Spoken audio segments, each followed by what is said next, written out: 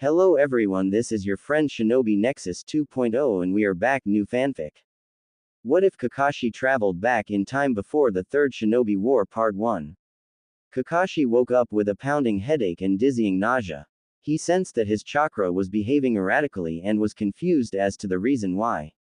Trying to temper down the dizzying feeling, he took a deep breath whilst lying down, brought his hands together in the familiar ram sign and then attempted to control his chakra and calm it down.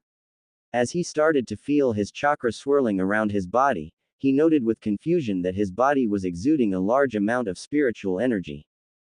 Kakashi consciously swirled his chakra in the opposite direction of his natural counterclockwise state, attempting to impede the flow of his spiritual energy. He could feel the swirl of energy slow down as it tried to move in an unnatural direction. With time, he managed to slow down enough mental energy and expelled it outwards. The imbalance was still significant, so he set off on another round.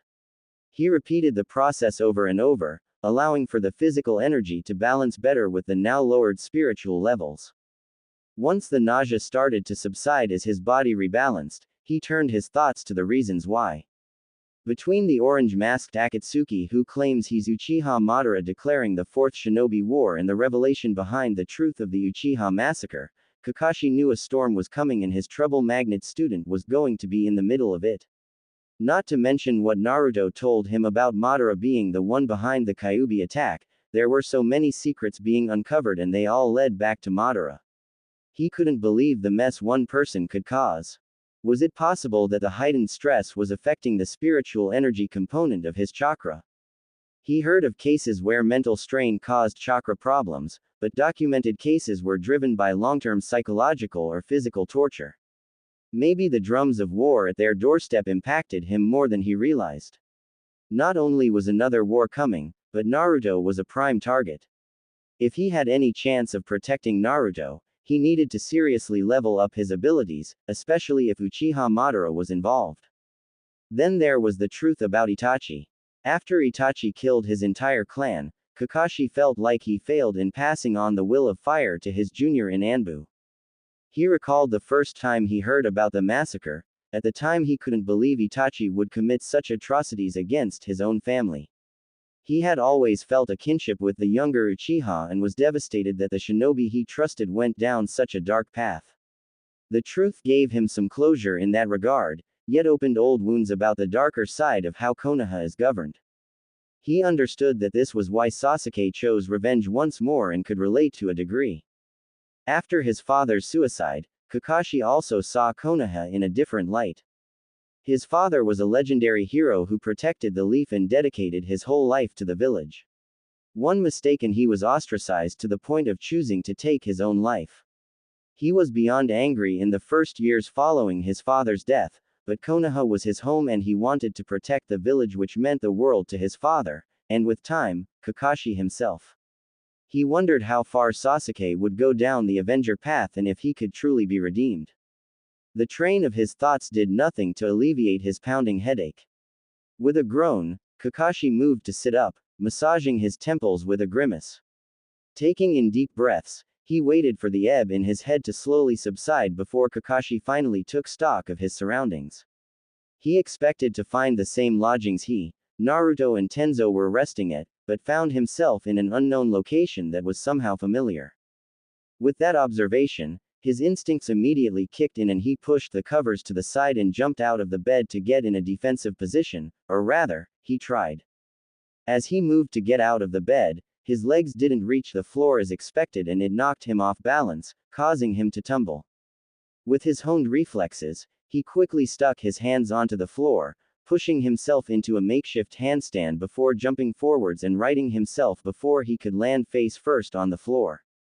The landing was shaky, but he still managed to stand upright, yet the tumbling movements brought upon another wave of sickness that made him sway on his feet. That is when he noticed that his legs were shorter, far shorter. In response, Kakashi put his hands into the known seals to dispel any genjutsu. However, his shout of Kai did nothing and Kakashi's dread grew. His chakra still felt weird, but he knew that he performed the release properly, albeit not as efficiently as he usually does. He opened his left eye to aid in the situation, but the familiar field of vision that Obito's Sharingan displayed did not appear. Kakashi tried to dispel a genjutsu again, this time channeling even more chakra and concentrating more on maintaining proper chakra control, but was disappointed once more with the lack of change. He cursed for not noticing that an enemy caught him in a genjutsu, and his concern for Naruto and Tenzo spiked. If the genjutsu was strong enough to nullify the Sharingan, it had to be another Sharingan user who had caught him, so he concluded that Madara had come back sooner than expected. That begged the question of why Madara hadn't simply eliminated him, or why Tenzo and Naruto hadn't dispelled the genjutsu yet. Highly confused, Kakashi began observing his surroundings, trying to get more hints. If he was indeed caught in a genjutsu, there was nothing for it except to hope that his teammates dispel it. He spread out his chakra, feeling the area around him, and could sense the chakra of what would be regular citizens and shinobi milling around. Observing his surroundings, he found them quite familiar, as if plucked from old memories.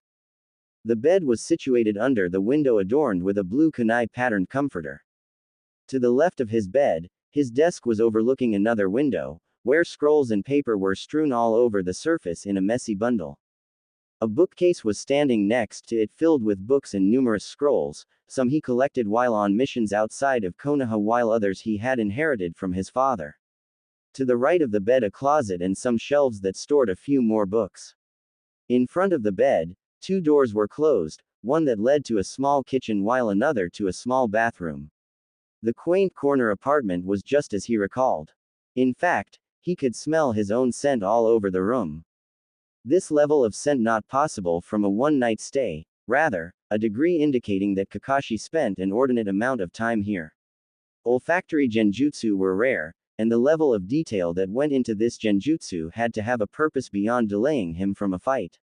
Why would Madara place him in a genjutsu that dropped him into his childhood home, reverting him into a child and taking the time to add his scent and foreign chakra signals outside?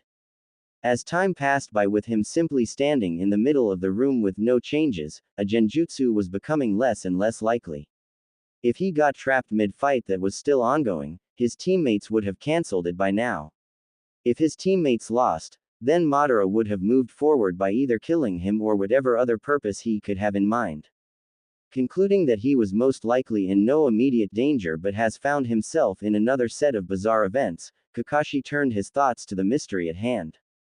Kakashi sat back down on the floor, taking on a meditative position. This time, he studied the flow of his chakra, reading the various energy levels for clues. He focused on the feel of his spiritual energy, and it was clearing, overpowering his physical side. Comparing it to the natural feel of his chakra though, it felt normal, familiar, comfortable. Shifting his focus to his physical energy, the energy swirling inside him felt weaker than usual. Was there a jutsu that could reverse aging? That would explain his small stature and why his physical energy suddenly plummeted, driving his chakra system out of whack. Yet if that were the case, why would he be in his old bedroom? Was it possible that it wasn't his adult body turned to that of a child, rather, his soul sent back in time? The second he thought of that possibility, he dismissed it. There is no such thing as going back in time. At that point, Kakashi decided to summon Pakun as an experiment to simply gain more data. Biting his thumb and running through the familiar hand seals, Kakashi called his most faithful companion. Yet, Kakashi only managed to create a cloud of smoke and growled in frustration. This time he consciously mixed his energies as opposed to weaving through the signs as if it was second nature to him, and Kakashi attempted the summoning jutsu once more. In a puff smoke, Pakun appeared before him, much to his relief. Before could Kakashi get a word in, Pakun addressed him. So, it's not just us, Pakun said evenly, taking in Kakashi's form, his bored tone not able to fully mask the concern the pug was feeling. Did all of you get smaller? Kakashi asked for clarification. Yes, Pakun sighed. And this isn't a genjutsu, Kakashi mused out loud. No, Pakun confirmed and started sniffing around. It's your scent all right. What's happening? No idea. Kakashi could feel his headache increasing again. With a sigh he closed his eyes, dipping his head upwards and pinching the top of his nose in annoyance. I'd say we've gone back in time, but that's ridiculous. Is that the best you could come up with? Pakun was unamused. Any better ideas? Kakashi asked rhetorically before plopping down on the bed, his legs dangling in the air as they were too short to reach the floor. You're the genius, not me, Pakun shrugged before jumping on the bed next to Kakashi. You spoke at 4 months, Kakashi reminded him with a small fond smile. Pakun's only response was a small snort of amusement before they sat in silence, each lost in their own thoughts. If it really were true, what would that mean? Was this a second chance? Did he even want one? Were his students dead? Would they be born again? And if so, would they ever be the same people he grew to love? He was hit with a flood of emotions from melancholy and lost to a glimmer of hope to anxiousness all at once. If he had truly time traveled, was there a way to go back? Even if there was a way back home, should he take it? This could be an opportunity for him to give his students a happier childhood. Even if their bond would never be the same, didn't he owe them that much? They were the most precious people in his life now. His entire life he had sacrificed so much for the village and the future children of Konoha, couldn't he do the same for his students? With that train of thought he felt a stab of annoyance. After so many years in darkness, he had finally become happy. Didn't he deserve that happiness? Why him? Couldn't anyone else have been thrown into this mess? Be saddled with this responsibility? A restless energy overcame him, and he stood up abruptly only to find Pakun giving him looks of concern. Before we get ahead of ourselves, we need to get more evidence, Kakashi mumbled. Let's go for a walk and try to detect if there is anything out of the ordinary. If we don't find any other explanation, then although it's improbable, time travel will become the only likely conclusion. Then we can worry about what comes next. Sounds like a plan, Pakun replied faithfully and Kakashi nodded gratefully. Kakashi then walked over to the wooden closet and picked out the familiar blue baggy pants and navy t-shirt with white stripes on the side. Throwing them on quickly, he decided to forego the arm guards and made for the desk. Leaning slightly more on one leg, briefly noting that uncomfortable feeling of walking around heads shorter, Kakashi grabbed the calendar and marked the year as 3 years before the Kyuubi attack. I seem to be 11 years old, Kakashi informed Pakun. So, you've been in Team Minato for 2 years, are Obito and Rin Chunin yet? It's July, so yes, if I recall they would have just been promoted 2 months ago, Kakashi replied as he placed the calendar back, meaning we're getting training missions to get ready to be sent to the front lines soon. I should become a Jonin in around a year. If this is all true, that would give me a little bit less than 1 year to change Obito's fate. Kakashi grabbed a stack of papers and started riffling through them for more clues. These are my notes for Chidori, so the timeline measures up with the date. I seem to have just started coming up with the jutsu. Some of these notes are hilariously wrong though. I'd laugh if the situation wasn't so aggravating. In what way? Pakun was curious. The technical details are right, but the way Mini-Me was trying to piece them together to create a stable form of chakra is off. The elemental manipulation is on point, but Mini-Me is still using the logic of the base chakra form of the Rasengan instead of the proper shape manipulation. He wants to adjust the shape but is still leaning towards forms that favor explosive damage like the Rasengan despite envisioning the cutting effects of Chidori. Lightning is more suitable for precise attacks, thus favors a different form, Kakashi elaborated before going through more stacks of paper. Maybe Mini-U is still trying to add nature manipulation to the Rasengan, Pakun suggested, but Kakashi shook his head. I never tried to do that theoretically, only tried that hands-on and failed. In hindsight, that was a stupid move, Kakashi added. Nothing else here is very interesting, studying some basic seals, the theory behind the water formation wall, no mission report, which means we're in a training period. I'm probably missing a meet-up with my team if anything. Regardless, the accuracy of having these notes means we're definitely not in a genjutsu. I can't imagine the amount of planning it would take to create such a scenario. I'd say it's the Mangekyo Sharingan, but Madara's is a space-time jut. Kakashi suddenly felt dread as the pieces came together. Pakun, if we really did time travel, then the only explanation that it's a jutsu of Madara's. If that's the case, then he probably time traveled too. Maybe I traveled too by mistake. Maybe it's because Obito's Mangekyo is also a space-time jutsu. Maybe other people time traveled. There are too many possible scenarios, but imagine how easier it would be for Madara to move along his plans if he has foreknowledge. Come on, we need to see if anyone else could be a time traveler, and we can't do that here. With that, Kakashi and Pakun made their way outside, Kakashi quickly locking the door and activating the seals, filing away the need to upgrade them down the line if he was in the past. Walking around Konoha, Kakashi first peered at the Hokage mountain to only find 3 Hokage looking down at the village. As he started making his way towards the Hokage administration building with Pakun trotting by his side, he kept an ear out on the conversations around him, hoping to pick up some clues. While he had moved apartments down the line, he had walked this path so many times that he easily followed the proper route without much focus. There weren't many conversations around him as he meandered through the familiar side streets, making his way towards the main market area in the village. However, as stalls and shops started lining up the side of the road, the conversations picked up. "Don't worry, I'm sure Ukai-kun will make it back safely.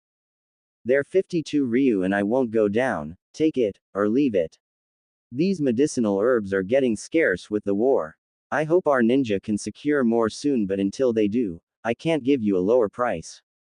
Aren't you worried about sending your kids to the academy during these times?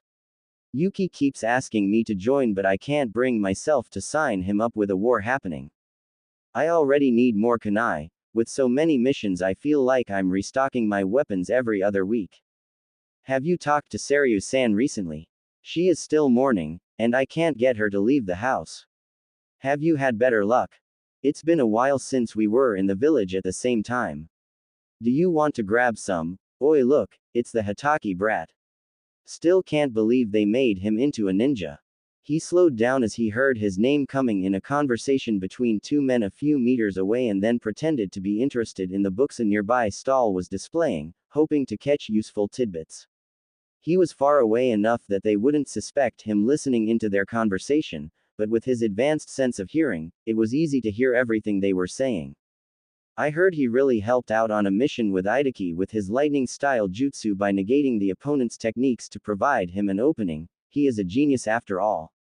"I know he's a genius, but Tsukumo was also legendary, and look at the mess he created. It's not his skill I'm worried about, it's whether he can be trusted. Besides, what is he doing with Itaki on a mission? Isn't the brat under Minato-san's wing now? Well, his teammates are still fresh ninjas, so they can't keep him on D-rank missions. The kid has been a chunin for years. Good, at least he's out there risking his life, that's the least the brat could do. Maybe he'll die and we'd be rid of him. He's just a kid, Kanzaki. Besides, the more ninja we have fighting the better." Pakun started growling and Kakashi uttered his name lowly but with urgency. He couldn't risk bringing attention to himself and the villagers. Opinions of him were the least of his concerns now. Pretending he finished browsing the collection, he placed one of the books back on the display and started walking once more. When the men saw him approach, they changed the subject to other topics. That said, the information about Itaki-san was useful. He recalled that mission for transporting supplies to one of the front lines and being ambushed by Iwa ninja. If his memory served him correctly, this is the time when forces on both sides started to dwindle, so more enemies were making it past the front lines and deeper into enemy territory. As such, many skirmishes would break out closer to the villages, and genin were no longer being sent out on many missions, rather focused on supporting the village until they were better prepared. As he made his way towards the Hokage building, most of the conversations were mundane. From the small snippets he heard so far, there appeared to be no changes to the timeline as he remembered it. One conversation on the other side of the road, however, made him stand at attention once more, this time opting to stand at the side of the road pretending to observe those coming and going. "You wouldn't believe what I heard from Yoku-chan. Fugaku-sama took the Uchiha heir with him to the battlefield. What would happen if Iwa ninja managed to kill him? That would have been a disaster. Can you imagine the moral boost the Iwa scum would have? I think it was just too risky," a woman bemoaned. Fugaku-sama only took him to a battlefield after the fighting was done. The man who appeared to be her husband shrugged as he balanced bags of vegetables. I think it's a good idea to inspire the kid to train hard. The Uchiha are some of our strongest ninjas, and while I don't like most of them since they think they're better than everyone, you can't deny their strength. But he's too young, and what if there were reinforcements? The woman wasn't convinced as selected carrots and placed them in a bag, before handing them to her husband and ripping out another plastic bag placed around by the vegetable stand. The legendary Sanin became genin at 6 years old, and look at how strong they are now. The man reminded her with less than a patient tone. Even the Hitaki brat became a genin at 5 and is active in the field. Look at Uchiha Shisui, he's already making waves. It may not be completely safe, but exposing geniuses to the realities of the ninja world early has helped shape them into strong weapons. Don't spew nonsense about them being kids, we're ninja. At that statement, Kakashi felt his temper rise but didn't outwardly show any reaction other than shifting his legs to place more weight on his right one and stuffing his hands deeper in his pockets. I wasn't going to. The women seemed to be getting annoyed at her husband. I may only be a chunin, but even I know that a ninja village's strength is linked to how many geniuses it breeds. I'm with you. I just think the heir is still far too young to protect himself for a few seconds if anything went wrong. What is he, 5? He's 4, the man shrugged. He also had a bunch of Uchiha with him, he was fine. Kakashi had heard enough and jumped to the roofs. Pakun, who was picking up on his summoner's mood, expected the move and was quick to join him. He didn't expect Kakashi to stumble and overshoot his boost. You okay? Pakun asked with concern, struggling with a bit of chakra imbalance. Anyway, it's interesting what a few years can do to change your perspective on things. Kakashi sighed as he moved to jump to the next roof, this time accounting for his chakra issues as Pakun followed. I forgot how harsh people's opinions were during times of war. Well, not forgot per se, but I didn't really focus much on what was happening around me, just on becoming stronger and stronger. This was just background noise. What really triggered you though? Pakun questioned, filing the chakra imbalance for a later conversation. You didn't care when those men spoke about you worse than these two did. Was it Itachi?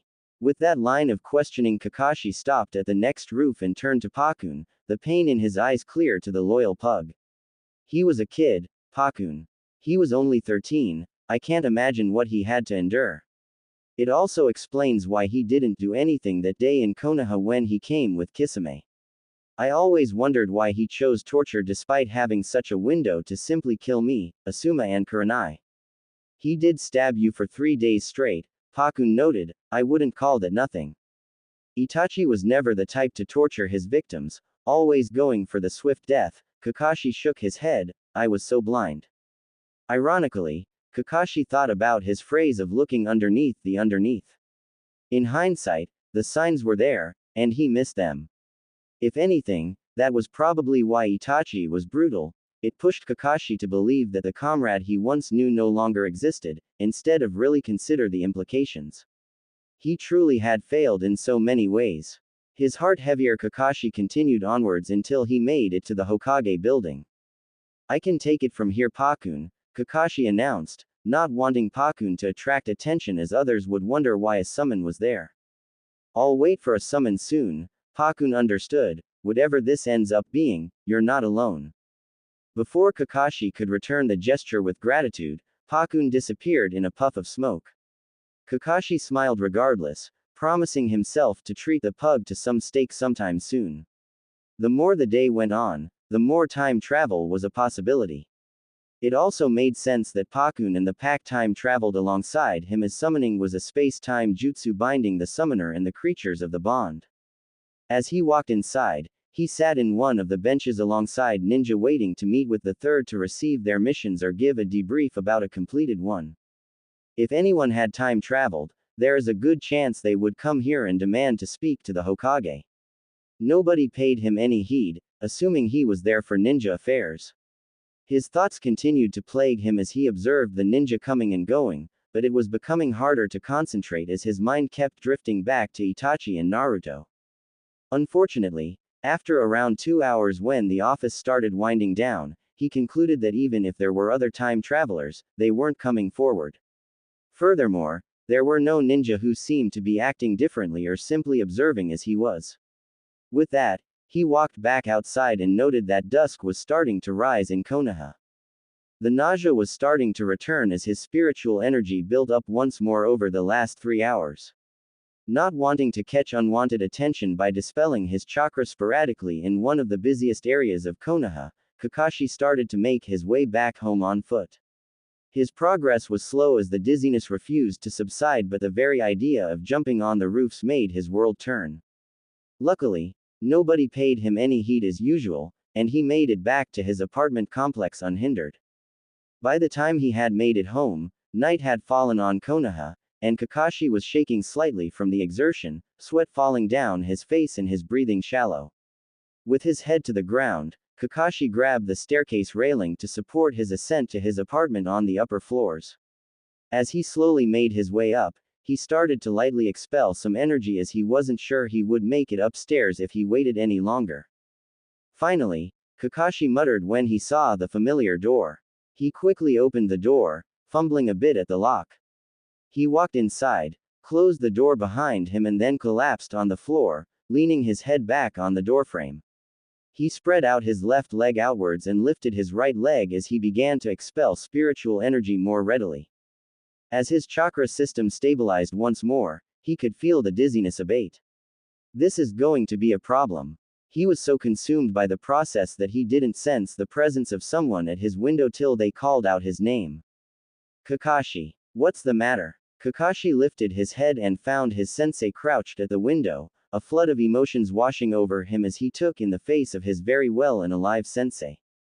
His sensei, who left the world too soon and was unable to meet his bright sun beyond a few minutes in the Kyuubi's seal. His fate was too cruel. In fact, his sensei of 21 years was now a good decade younger than Kakashi himself. That brought forth a protective instinct in Kakashi, as opposed to the usual sense of tranquility. It was now his job to protect his young sensei, not the other way around. While he gathered his thoughts, Minato had already opened the window by the desk and made his way inside, kneeling in front of Kakashi who was still sprawled out by the door. Kakashi, what are you feeling? A sense of alarm in Minato's voice as Kakashi failed to reply and only stared at him. Nausea, Kakashi answered to reassure his sensei, years in Anbu enabling him to mask his emotions quickly, but it subsided. I'm fine. He saw Minato placed one hand on Kakashi's forehead and frowned. There's no fever. Any idea what brought this on? Kakashi batted his sensei's hand away. It's probably just something I ate, he offered as an excuse. I thought a bit of fresh air would help, but that was clearly a mistake. Minato gave a small noise of acknowledgement before he extended out a hand. Can you stand? Without replying, Kakashi took the offered hand and allowed his sensei help him get back on his feet, his stomach choosing to growl at that moment. Kakashi had been so wrapped up in the events of the day that he had forgotten to eat anything. Minato picked up on it and raised an eyebrow at the younger ninja. Have you eaten? I was feeling too nauseous. Kakashi shook his head slightly and was secretly glad he used food poisoning as an excuse, it conveniently fit. Come on, Minato led Kakashi to the kitchen, I'll make you some soup. Part of Kakashi wanted to tell the man to leave as his head was still swimming, but he also wanted to simply enjoy his sensei's company again, something he never thought he'd be able to. Where do you keep the pots, and well, everything? Minato had never been in Kakashi's kitchen before. I got it. Kakashi shook his head fondly and began navigating around the kitchen. He first started with exploring the ingredients in his apartment, not sure what he had in stock and what he could cook. While his student was busy setting things up, Minato took the moment to examine the neat kitchen and noted multiple cookbooks balanced at the side of a counter. Curious, Minato walked over and browsed the titles ranging from simple dishes to specialized ones for certain cuisines. You enjoy cooking? He couldn't help but ask, surprise lacing his voice. It started off as a necessity after father died, Kakashi answered his sensei, his face inside the fridge as he explored the items inside, decided to make some vegetable soup, and started taking out the necessary ingredients. A ninja must also make sure to eat a healthy, balanced diet. That said, I did find myself enjoying it and like to try out new recipes when I have some time.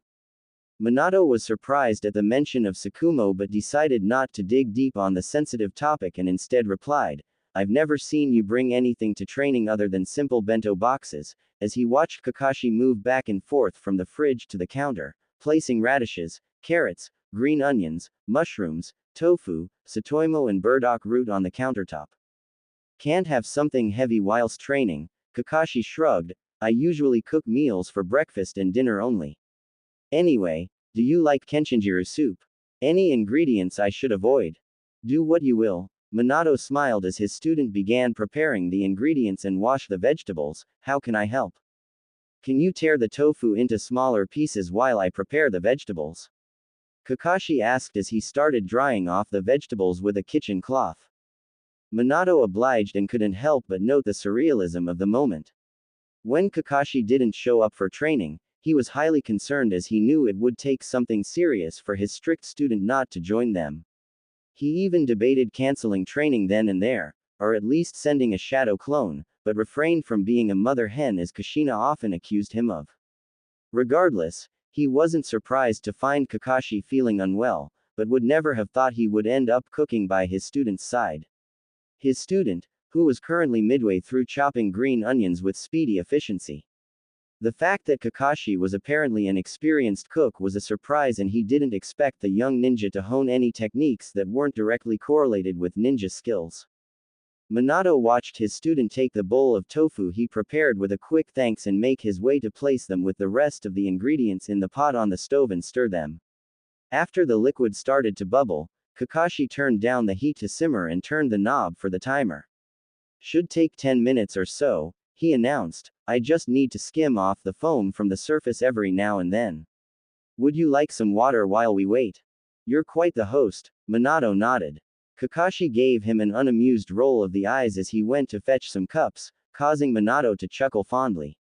He grabbed one of the chairs at the table and turned it around, sitting down and leaning forward on the top rail of the chair. "So, what did I miss?" Kakashi asked as he handed his sensei a cup before downing his own glass and moved to refill it. "Since you weren't there, we worked on Obito and Rin's sneaking abilities. You're already ahead in that regard, so you didn't miss anything," Minato informed him, taking another sip of the water. Kakashi jumped to sit on the countertop, checking on the soup as he replied, "How'd they do?" Minato raised an eyebrow at the line of questioning. Since when did Kakashi care about Obito and Rin's training? Out loud he said, "Rin is displaying advanced Chunin level skills, she really improved in masking her chakra. Obito does well at the start but is struggling with suppressing his chakra for long periods of time. Rin always had good chakra control, even at the academy," Kakashi noted, not surprised with the information. He saw that foam was starting to form and grabbed the ladle before starting to scoop some of it out and stirring the contents a bit. Becoming a medical ninja at her age is a testament to that, Minato added his 2 cents, recalling how she already knew basic medical jutsu when she first joined his team. With those skills and her dream to save as many of her fellow ninja as possible, Minato arranged for her to take medical lessons at the hospital 2 to 3 times a week early in the team's formation. He was very proud to see her flourish under the tutelage of the medical corps and always received stellar feedback from the hospital. With Obito's clumsiness, it's a good thing she is, Kakashi snorted, knowing he needed to jab at Obito, otherwise his sensei would get suspicious. He couldn't change his personality overnight after all. "Kakashi," Minato gave a light warning as he spun the now empty cup in his hand. Kakashi just shrugged and refrained from replying. With nothing more to say on that topic, a comfortable silence fell between the two as the smell of the vegetable broth created a homely atmosphere. The silence was only broken occasionally when Kakashi tended to the soup.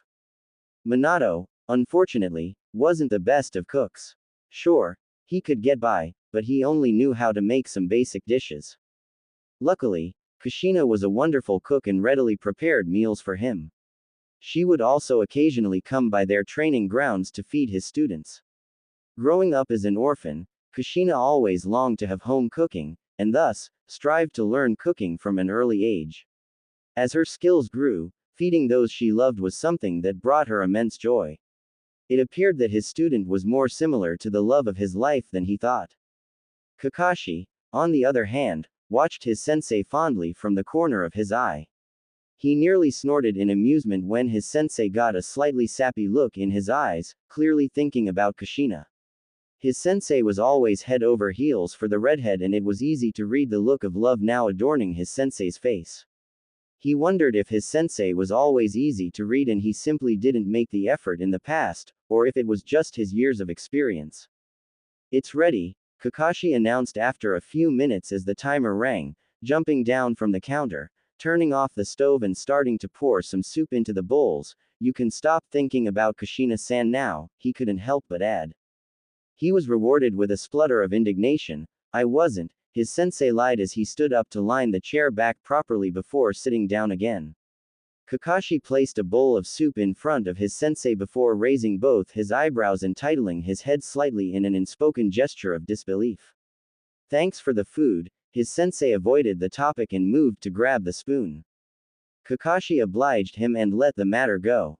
He sat down on the table in front of his sensei and took down his mask to join his sensei in eating, not seeing the point since his sensei already saw his face numerous times by that point. "This is delicious," Minato exclaimed, his eyes shining with joy. Although it was clear Kakashi knew his way around the kitchen, he still didn't expect the rich flavors that exploded in his mouth. He had vegetable soup many times, but this was on par with restaurant quality. Then again, he shouldn't have been astonished. His student was a genius and surely any skill he decided to pick up would be developed with care. "It pairs well with sake," Kakashi nodded, a joy bubbling in his chest at the pleased tone of his sensei. After everything the man had done for him, it was nice to repay him, even if it was with a small gesture of gratitude of cooking him a basic meal. Speaking from experience, Minato joked before taking another mouthful. "Of course not, sensei," Kakashi replied, staying true to his younger persona. "Even if I wasn't underage, it's one of the 3 prohibitions." "That doesn't mean you can't drink at all when you're of age," Minato lectured, "just make sure you have it under control." To prove his point, Minato unbuckled a latch and took out a storing scroll, bringing forth a small bottle of sake. Kakashi watched his sensei add a bit of sake to his soup and stirring it. "Should I be concerned you have sake readily available?" he asked dryly. "Don't be so melodramatic," Minato hummed with amusement. "This is useful on missions for when you want to gather information. You'd be surprised how much more open people are over a bit of sake." Then he took another mouthful and sighed in content. "You're right, that really hits the spot." Kakashi managed to control himself from teasing his sensei further on the matter so as not to come across as acting strangely. It was much more difficult than he thought. He got so used to trolling people and watching them fume never failed to bring him joy. It was no wonder Jiraiya enjoyed teasing him growing up. He could now appreciate the humor of his younger self's reactions. "So how are you feeling?" Minato asked once they had both finished their bowls. "Better, but still a bit fatigued." Kakashi wanted to get out of training the next day to get his bearings and determine the best approach moving forward. Moreover, he knew he needed to see his teammates from afar before meeting them again on training day, lest he have a severe reaction. Not to mention he needed to sort out his chakra imbalance as well and get used to moving around in his smaller body. He didn't need to give Minato any more reason to be suspicious or observe him closely. "Maybe you should go to the hospital and get checked out," Minato suggested before grabbing the plates and placing them in the sink, signaling Kakashi to remain seated when he moved to help. Kakashi typically trained till he dropped, so seeing him voluntarily admit to needing rest when he wasn't bleeding out or lying unconscious was out of character for the young ninja. Kakashi grimaced visibly at the mention of the hospital. "No need for hospitals, it's just an upset stomach. One more day of rest and I should be back to normal. If I go to the hospital, they'll keep me under observation for days or some such nonsense." "Right, I forgot about your fear of hospitals," Minato said as he started washing the dishes. "I'm not afraid of hospitals, sensei," Kakashi frowned at the impression. "It's just deathly boring there and the antiseptic smell can be nauseating with my advanced sense of smell. There are much better ways to spend time instead of lying down in a bed for days." Minato was hinting at Kakashi's desire to always leave the hospital as soon as possible, which was due to him wanting to train and not waste time resting. However, he didn't expect his sensei to assume that he was afraid of hospitals. After getting the Sharingan and spending many weeks in the hospital for chakra exhaustion, Kakashi tried to avoid the place as much as possible. If you say so, Minato didn't seem to be convinced as he placed the now clean dishes in the drying rack. Kakashi let it slide, not really wanting to get into that as it wasn't important in the grand scheme of things. "I'll leave you to rest then." Minato walked over to Kakashi, who was still seated at the table, and ruffled his head. Kakashi ducked his head to the left to avoid the action, but Minato continued unfazed. "Take tomorrow off and I'll see you the day after. If you need anything else, send one of your ninkin to find me." "Will do, thanks." Kakashi nodded and followed his sensei to the door as he made his way out of the apartment. With that, he bid his sensei farewell before locking the door. Minato's arrival helped ease his concerns and distract him a bit, but Kakashi still felt drained from the events of the day. He went through his bedtime routine, wondering how he would quiet the thoughts in his head long enough to get some sleep. After changing into his nightwear, he walked into the bathroom and startled at his reflection. It would take some time getting used to seeing his younger face staring back at him. As he brushed his teeth, part of him selfishly hoped he would wake up tomorrow, everything would be back to normal, and he could chalk all of this up to a weirdly realistic dream. Conflictingly, he also wanted to stay in the past to spend more time with his sensei and old teammates. He gurgled some water to wash the toothpaste out of his mouth before waking back to his bed. The covers of his bed were still sprawled out in a messy heap, a sight Kakashi wasn't used to as he routinely made his bed each day. Nonetheless, tidying his bed was the least of his concerns today. With a sigh, he lay down on the mattress and covered himself with the blanket, staring up at the ceiling. At first, he was considering the actions he needed to take the next day to get a plan started for changing the past. Then he mulled over his memories to try and paint a picture of what to expect of his teammates. Then he would jump back to the truth of the Uchiha massacre before settling at the thought of his students no longer existing. Every time his mind wandered to his students, he immediately changed course, not wanting to process the implications of their somewhat death. As his thoughts shifted, so did he. It was around 2 more hours before sleep started to claim him. One good thing did come out of Minato's visit. While in the afternoon Kakashi did not want to sort through this mess, enjoying his sensei's company strengthened his resolve to create a better future for those he loved and to foil Madara's plans. He had always been the protector from the shadows. Maybe that was his fate. It was time to stop wallowing in self-pity and take up that role once more. With that promise, he finally fell into a deep slumber. Kakashi tapped the edge of a brush against his temple, letting out a small hum of consideration before bending down slightly and bringing his ink to paper and adding another line of text to one of the 8 scrolls laid out in front of him. The slight breeze slightly ruffled the tips of his hair as the sound of the village carried lightly inside, creating an ambience of white noise to fill the silence of his bedroom. Kakashi had already tidied up his younger self's notes into a neat pile and placed them in the lowest level of the bookshelf and took over the desk. It was already approaching afternoon, with most of Kakashi's morning being taken over by meditation to balance his chakra when he first woke up with the familiar nausea, followed by his morning routine and planning. While he still had doubts, spending time with Minato drove him to act and sort out his emotions on the go.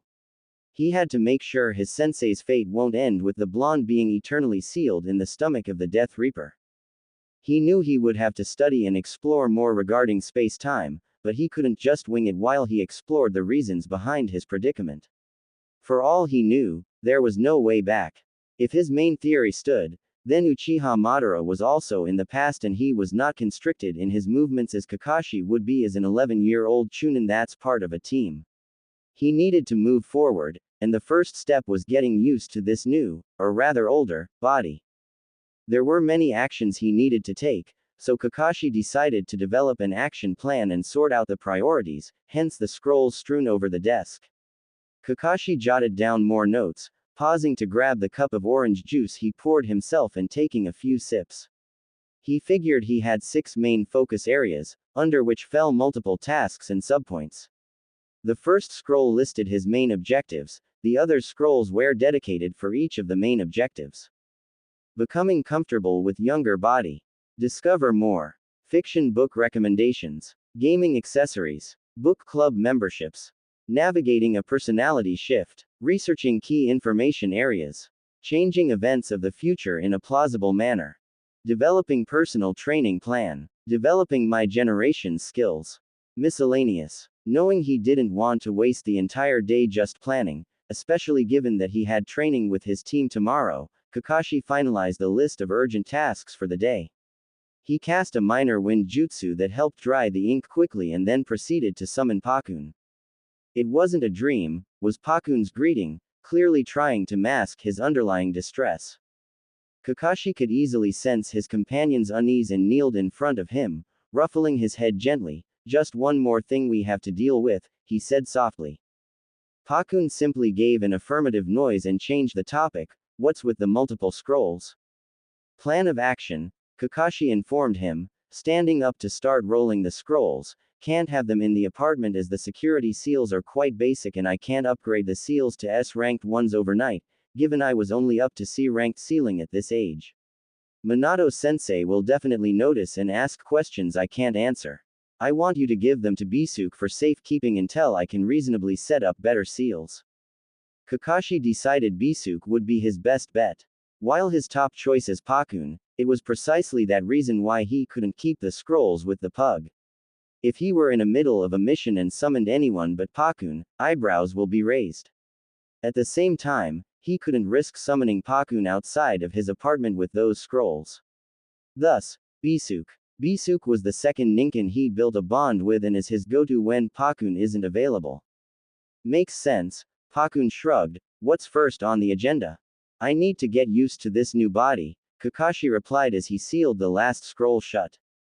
I still had to expel spiritual energy in the morning and can already sense the buildup.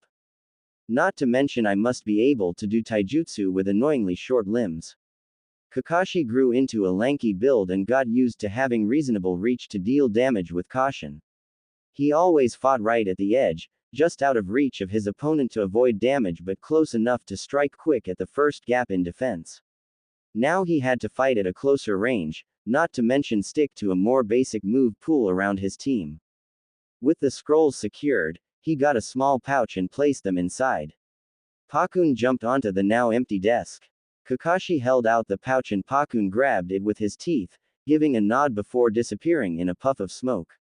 With that out of the way, it was finally time to get started on the day. While he told Pakun his first order of business was to get used to this body, he had another task that was more important. That was how he had found himself at Konoha Cemetery, making his way towards the familiar tombstone of his father. There were multiple families and ninja paying their respects to fallen loved ones. Kakashi usually avoided the cemetery during the middle of the day, preferring to come at the less busy hours of dawn and dusk to avoid people glaring at him as he paid respect to the man they blamed for the war. However, the opinion of some of the villagers did not matter to him.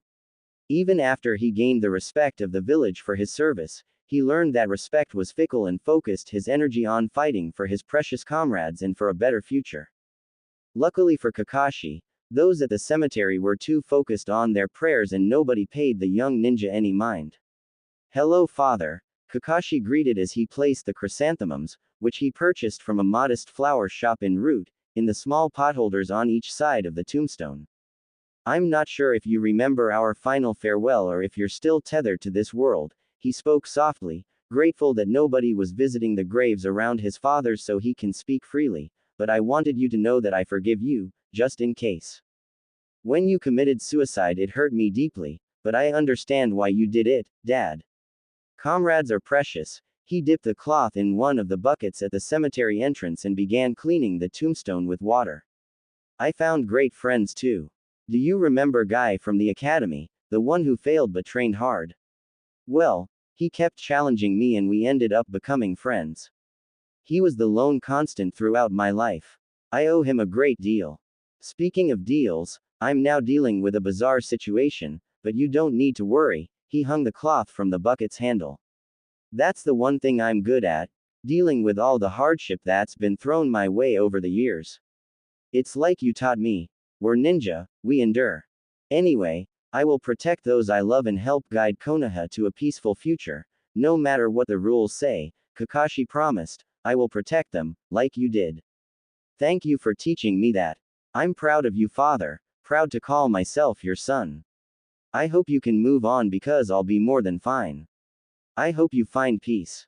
Kakashi moved to brush the top of the tombstone gently with his fingers. He stood in silent prayer for a few minutes, wondering how different things would be if he had traveled back in time to save his father. Kakashi took a deep breath, lifted his head up to the sky and watched the sunrays peeking out from behind the clouds. While he wanted nothing more to simply stay with his father, he couldn't waste too much time as he had a mountain of tasks to get through today. He had to deal with time travel of all things after all. Fate loved to mess with him. He stepped out of the cemetery and made his way to the market. Eventually, he saw a splash of numerous green and red shops that marked the Ninja Gear shopping district and slipped into an alleyway. It was a shame Pain's attack had destroyed all these shops. Unlike other shopping districts in Konoha, this district retained the buildings from the founding of Konoha, whereby the shops and trades were passed down through the family. While the shops in other districts were more prone to renovating to create flashier displays as more civilians moved into the city and opened new stores, the shops in the Ninja Gear district maintained the original buildings.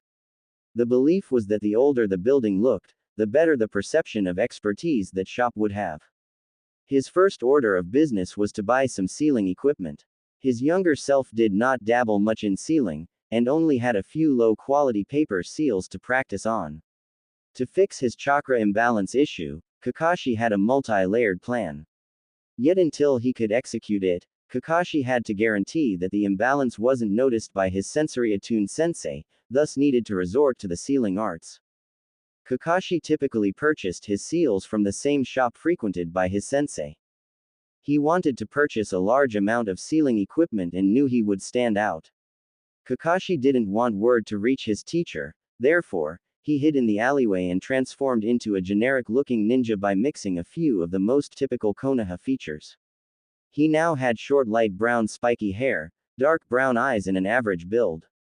Satisfied with the look, Kakashi walked out into the district and made a beeline to his sensei's favorite shop.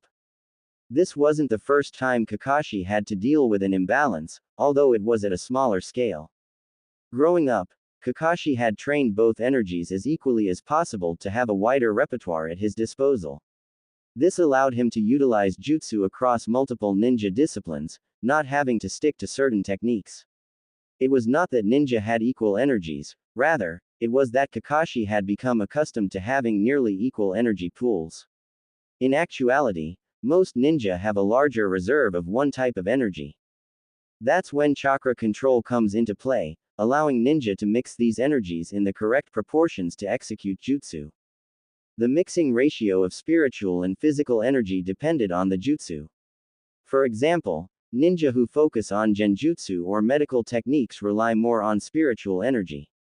If a ninja attuned to spiritual energy executed a genjutsu, they would need to pull less energy than a ninja with a smaller spiritual energy pool. The ninja that resorted to pulling a larger portion would not be able to consistently cast genjutsu as they'd run out of spiritual energy quickly. In Kakashi's case, developing nearly equal amounts of energies made it easier for him to control the mix as the pull from his pools was similar. After the death of all his loved ones, Kakashi could only describe his mental state as depressed beyond belief. His pool of spiritual energy, which is closely tied to a person's mental state, decreased. That said, his physical condition was still high, given that before the death of Obito he was obsessed with training. This led to an imbalance in his energy pools which Kakashi wasn't accustomed to. During that period, and thanks to his excellent chakra control, Kakashi was able to readjust the mix of energies with relative ease. As he devoted less time to training due to back-to-back Anbu missions, numerous injuries and increasing ennui, his body's physical condition mirrored that of his dampened spiritual energy. Eventually, this resulted in a balanced pool of energy once more. It was this balance that allowed him to copy ninjutsu mid-battle without having practiced before. Yet the decrease in his energy pools meant he tired out easily, especially when using the Sharingan. After fighting Zabuza and his face-off with Orochimaru after sealing Sasuke's cursed mark, Kakashi picked up his training, knowing he needed to improve should he desire to protect his students. The more time he spent with them, the more his mental state improved as well. The fading darkness and higher pace of training allowed him to enlarge his energy pools once more, and in fact, reach a level where he could use the Mangekyo Sharingan despite not being an Uchiha. Still, there were three key differences between the two situations. The main difference was that the first imbalance happened gradually, whereby Kakashi continuously made small adjustments and managed to maintain seamless chakra control. The second disparity was that in the first scenario he was still a child, and had relatively small pools of energy, compared to the spiritual energy of his 30-year-old self. Lastly, he did not have to deal with nausea. Kakashi was unaccustomed to having such a large discrepancy between the energy pools within his body that it resulted in bouts of dizziness. He knew that once he manages to bring up his physical energy, he would have access to a high Jonin-level chakra pool. Being a genius, it wasn't out of the realm of possibility for him to develop advanced chakra pools, even at this age. He did achieve the rank of Jonin before hitting his teenage years after all. Not for the first time since taking on Team 7, Kakashi cursed his inability to snap out of his depression and missing out on his true potential. As a child, Kakashi had larger than average chakra pools, being able to do Kage Bunshin and the chakra-consuming earth-style mud wave jutsu before even graduating from the academy. He vowed not to repeat that mistake. Regardless, no amount of genius could explain how his spiritual energy more than doubled overnight. Luckily for him, last night his sensei was focused on his illness and had arrived just as Kakashi had expelled his excess spiritual energy, so nothing seemed amiss. Yet without a seal to contain his spiritual energy, Minato would detect the odd imbalance as he was a top-tier sensory ninja. His plan consisted of old-fashioned intense physical training and constant meditation. That would take some time, and that's where sealing would come in handy. Kakashi needed to create the illusion of accelerated development by slowly decreasing the rate of the chakra absorption seals. Good afternoon, a man in his 50s greeted Kakashi as he walked in and received a quick greeting in return. Kakashi vaguely remembered the man's name as Takumi, the father of Kato who managed the shop in Kakashi's time. Takumi-san would sometimes come by the shop and work on seals behind the counter while Takumi tended to customers. He never had much conversation with the man beyond a nod of greeting if their eyes happened to meet. The store had two main sections, the larger being ready-developed seals for numerous purposes ranging from explosive tags to storing seals. The other was dedicated to sealing equipment for those who worked on developing their own seals. Given that Fuinjutsu was a rare art, the second section was much smaller, which made it easy for Kakashi to quickly find and pick up 90 chakra-holding sealing papers and 3 grade A quality sealing ink. That's a lot of sealing paper, Takumi observed with raised eyebrows when he eyed the transformed Kakashi walking to the counter, just as he had expected. Are you sure you know what you're doing? Takumi questioned as he started ringing out the order. If you're using this many seals, you're probably drawing the wrong formula. Kakashi had mentally debated the pros and cons of using body sealing versus paper sealing. While paper sealing was great for temporary sealing arts, body sealing was more apt for chakra suppression. The issue with body sealing arts was that regular application could have negative effects on his tenketsu, putting them under strain. There was a reason body seals hurt when applied. Therefore, body sealing served long-term applications, but a long-term seal was not a solution as it wouldn't allow Kakashi to develop his energy pools when not with his team or on a mission. Conversely, the problem with paper seals were that they typically didn't maintain a constant effect, as they were usually inactive when not in use. Yet they could still be applied for chakra control purposes. A good example would be the seal Jiraiya gave Kakashi to suppress the Kyuubi's chakra if Naruto lost control. In fact, that was his inspiration for the seal he had developed this morning. Unlike Jiraiya's seal, which focused on suppressing a large amount of chakra in one go, Kakashi needed to draw one that would constantly and subtly drain spiritual energy in small amounts to remain undetected. The low capacity meant that he wouldn't be able to reuse the same seal as it would fry after a limit, hence, the 3-month stock. I'm using them for training purposes. Kakashi lied easily. I recently got into the Fuinjutsu and am struggling with the amount of chakra to draw in the seals. My mentor advised drawing various seals with different chakra mixes to get a better handle on that before moving to the next stage. You're quite dedicated. Takumi bought the lie easily as he placed all the items in a bag. Most people would give up at this point. I hope you keep it and don't get discouraged. That'll be 7,250 ryo. I hope I pass this hurdle with this purchase though, Kakashi stated as he counted the money, creating an excuse to ward off suspicion once his fake persona doesn't come back. Sealing can be quite expensive. That's true, but it's very rewarding. Sealing is a delicate art, so your struggle is not uncommon. Takumi pitched in the hopes of securing a future customer. Some of the best ninja use sealing like the legendary Sannin and Konoha's yellow flash. It's what inspired me to start. Let's hope I have some talent in the art, Kakashi stated as he grabbed the bag of his sealing items. Thank you for your help. You're welcome, Takumi replied. I hope to see you again. Unlikely, but Kakashi kept the thought to himself and just nodded as we walked out. With that first purchase out of the way, Kakashi hid in the alley once more before canceling the transformation jutsu.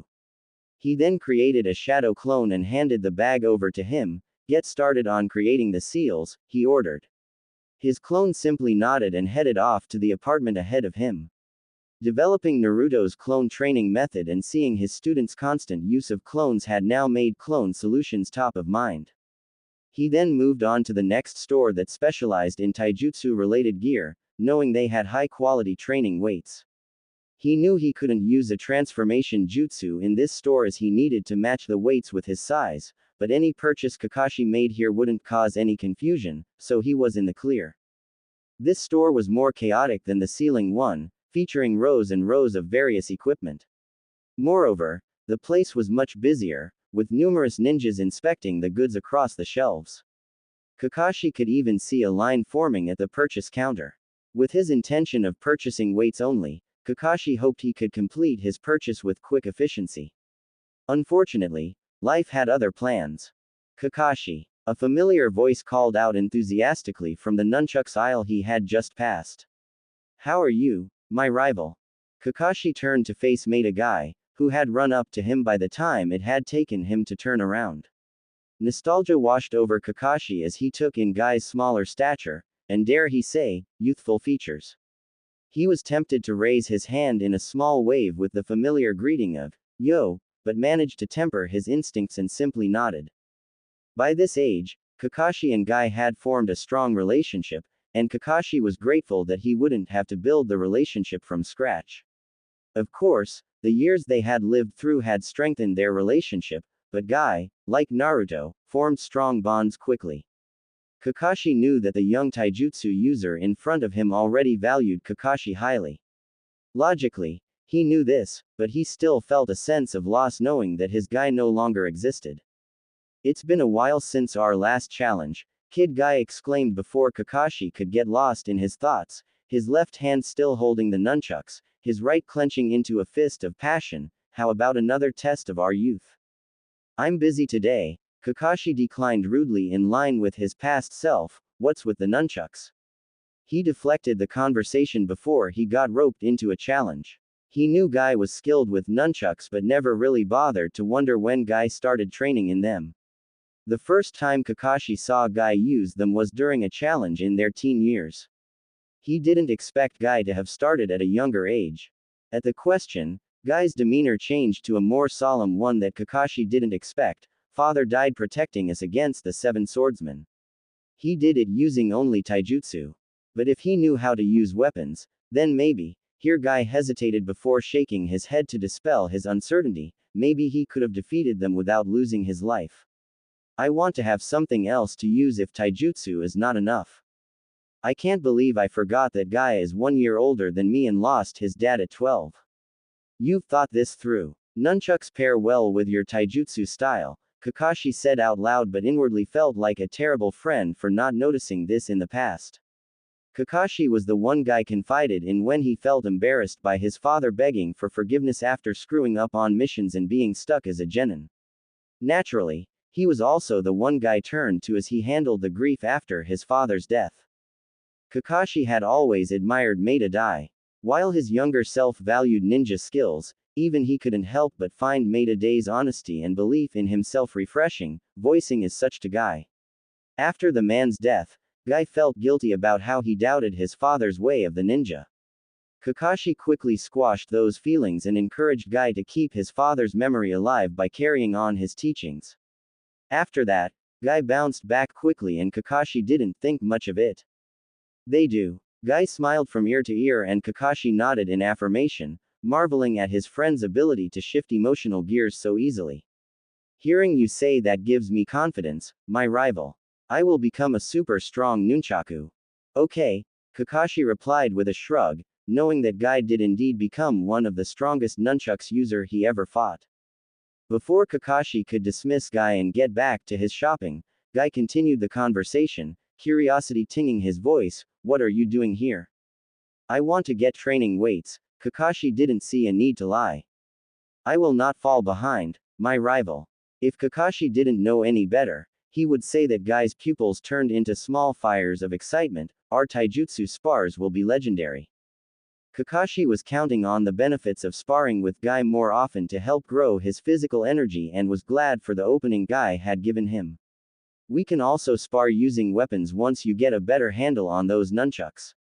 I'm not an expert, but I know enough about them to help with any gaps, at least in the beginning. It was a bit out of character, but Guy was the only peer his age Kakashi had opened to in the past. If there was anyone Kakashi would warm up to first, Guy would be the least suspicious. You are too kind, my rival. Guy was ecstatic as he cried tears of joy. I will start training right now. Guy rushed to the counter to make his purchase before Kakashi could reply. Kakashi chuckled softly, finding comfort in the familiarity of his interaction with Guy in the face of these circumstances. For a few minutes, everything had felt normal. The rest of the afternoon passed by without any other unexpected run-ins. After purchasing the training weights, splurging on the weights layered with sealing jutsu that allowed him to adjust the settings as he improved his strength without having to constantly buy new ones, Kakashi grabbed a bento box from a nearby vendor and then headed off to train. The training ground he opted for wasn't large, consisting only of a circular patch of dirt with a few logs off to the side for taijutsu training, but it was obscured by multiple trees and was out of the way. It was usually utilized by the academy to ensure that students kept up with their katas during survival training drills. Survival training drills only happened on occasion, so the training grounds was free for most of the year. He expelled the built-up spiritual energy and then spent the remainder of the afternoon going through taijutsu training, foregoing the weights for now to get used to his current speed for when he went out on missions. He started by running some katas to get a better feeling for his body. He started with slow katas, whereby his attention was on technique and not speed.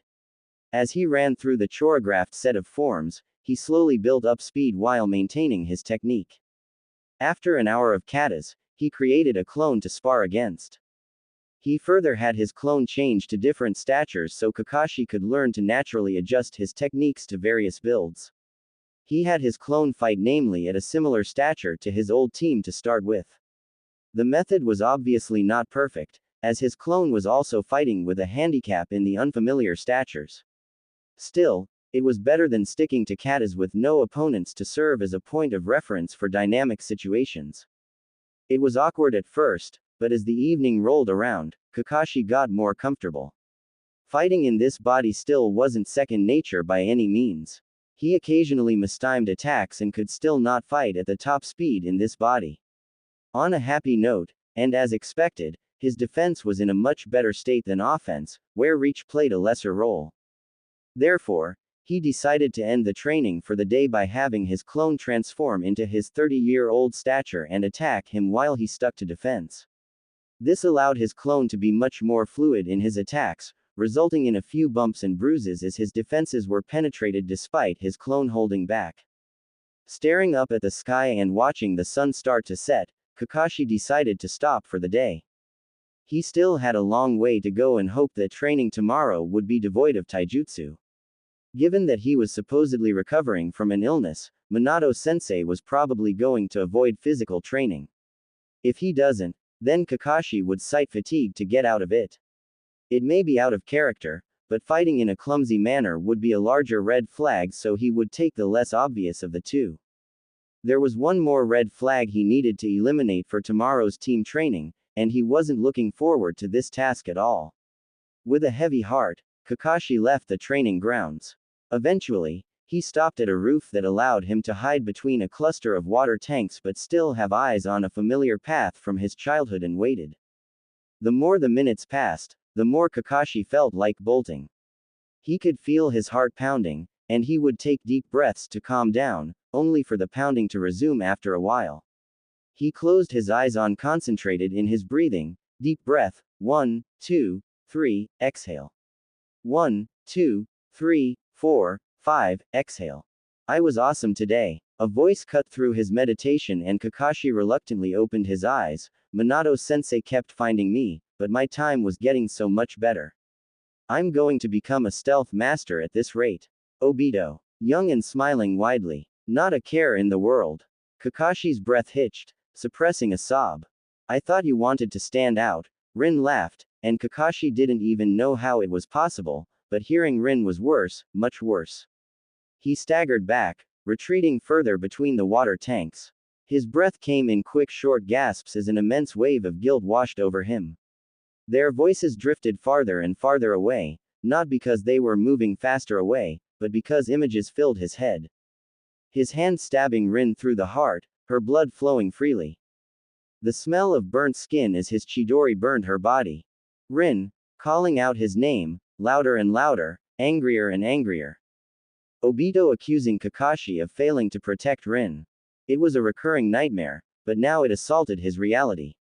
It was too much. I'm having a panic attack. Kakashi rested his back on one of the water coolers as he tried to control himself. Step 1. Find a comfortable position.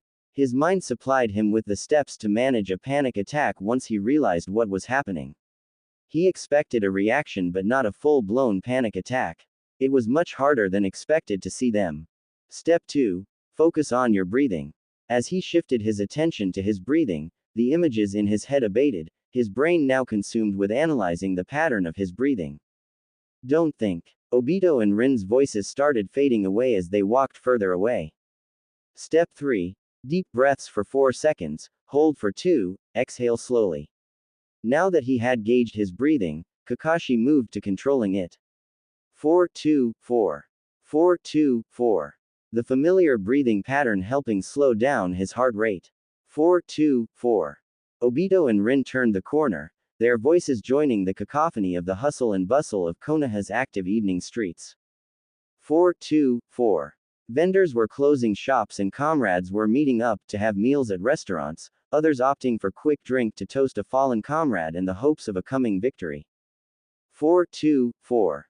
After a few repetitions, Kakashi had finally regained control, grateful for having the foresight to pick a spot that hid him from view from all angles. How can I face them tomorrow? Part of him wanted to run away, but he immediately buried those feelings. Resolutely, he pulled himself back up and jumped through the roofs once more. He estimated that his panic attack was around 5 minutes. He had to catch up with his teammates again. He had to do this. He easily managed to sense their chakra and headed over. He was grateful that when his eyes landed on them this time, but he didn't feel like the whole world was crashing all around him. His chest felt heavy, his breathing constricted, but he was in control this time. He followed them discreetly and listened to their inane chatter.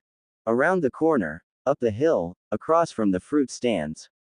Every time he felt it became too much, he would stop briefly, close his eyes, collect himself, and follow again. By the time Rin and Obito wished one another a good evening and went their separate ways, Kakashi was able to watch them without panicking and falling into despair. While by no means had he gotten over the guilt and immense sadness, he was certain he would be able to mask his emotions tomorrow without giving anything away. Emotionally exhausted, Kakashi made his way back to his apartment for some rest. His clone had already dismissed himself a while back after he had finished the seals and hid them in various books on Kakashi's shelves. Not in the mood to cook anything, Kakashi opted for a simple omelet and quickly brushed his teeth before collapsing on the bed. Author's note. Kakashi enjoyed the cool morning air as he sat atop of a tree branch, book in hand, waiting for his team to arrive. July and August were the hottest months of the year in Konoha, so it was always a good idea to start training early before the afternoon rolled in. He had already tested the seal on a clone this morning and it worked as planned. Reassured, he had placed the seal on himself to help regulate his spiritual energy and made his way to the training ground. It was incredible how, despite all the years that had passed, he easily fell into the routine. He had modeled the schedule of Team 7 to that of his senseis, the only difference being was he made his team wait instead of him waiting for Obito. Otherwise, the team met at 7 a.m. during the summer months and 9 a.m. during the wintertime. Unlike his students, however, Kakashi didn't typically wait around or chat until Obito arrived. He, Rin, and Minato, all invested in various theoretical aspects of the ninja arts, would often become engrossed in their own research. Kakashi tended to focus on ninjutsu, Rin studied up on medical ninjutsu while Minato dabbled in fuinjutsu. It's a shame Naruto, Sasuke and Sakura didn't take as much initiative in their own training. Growing up in times of war, his generation were more prone to learning by themselves since the adults were too busy fighting a war. He couldn't fault his team though, he hadn't really pushed them to kick that habit, which should have been his job as sensei. He should have been more active in their training, teaching them more than formation tactics and foundational chakra control techniques. Sure, he taught Sasuke Chidori, but he was only driven to do so because Gaara was a threat, and he didn't want his student to die. He was still fighting his demons when he first took on Team 7. By the time he had begun to kick into gear again, the village was attacked and the third died. Then Itachi decided to pay a visit and unleashed Sasuke's demons and desire for attaining power at the fastest rate possible. Unfortunately, with the death of the third and Tsunade's appointment, he was tagged for numerous S-ranked missions to maintain the peace and ensure none of the other villages took advantage while things settled. In that time, he ran multiple reconnaissance missions and even captured missing Konoha ninja who thought they could use the confusion to sneak back in and steal some artifacts or scrolls for quick money. While he tried to be there for his team and hoped to reach out to Sasuke in between missions before it was too late, he had indeed been too late. His talk with Sasuke didn't trigger the change he had hoped. When he heard the news of Sasuke's defection and found Naruto unconscious at the Valley of End, the clear shape of a Chidori in the chest of his jacket, Kakashi knew he had failed horribly. He couldn't fathom how his jutsu was once again used against a Jinchuriki teammate. It was at that point that Naruto set off with Jiraiya and Sakura found a mentor in Tsunade. With Sasuke being trained by Orochimaru, he decided to leave his students with stronger mentors. After training a teenage Naruto on nature manipulation to complete the Rasengan, Kakashi wondered how much stronger they would have been if he had been a more vigilant sensei. He wondered if Sasuke would have stayed. Kakashi shook his head to dispel these thoughts. This was not the time to wallow in self-pity. He had a plan to execute, and he vowed that if he got the chance to be their sensei again down the line, he would do it right this time. For now, he needed to focus on his current teammates and his own training as well. The first thing Kakashi wanted was to find a way to alter Chidori to bypass the tunnel vision problem now that he no longer had the Sharingan, and never will. Obito will not die this time, not on my watch. The Sharingan allowed him to utilize the jutsu without having to re-engineer it, but he knew with some brainstorming, his knowledge of ninjutsu and good old trial and error, he could find a solution. Chidori was a very versatile jutsu after all. According to the stories he heard of Sasuke, his student had created an extendable version. He himself had already created a version where he could link two Chidori and dissect enemies with the connected cable. He was certain he could create a usable version. His lightning cutter had become such an integral part of his fighting style and he wasn't going to abandon the jutsu just because he had lost the Sharingan. This was why Kakashi had grabbed a highly advanced book on nature and shape manipulation to read. He had already read it before, having inherited the book from his father, yet it was beyond his 11-year-old's knowledge. However, his younger self was close to reaching that level of knowledge and it was only after he was able to comprehend the principles in the book that he was able to create the Chidori.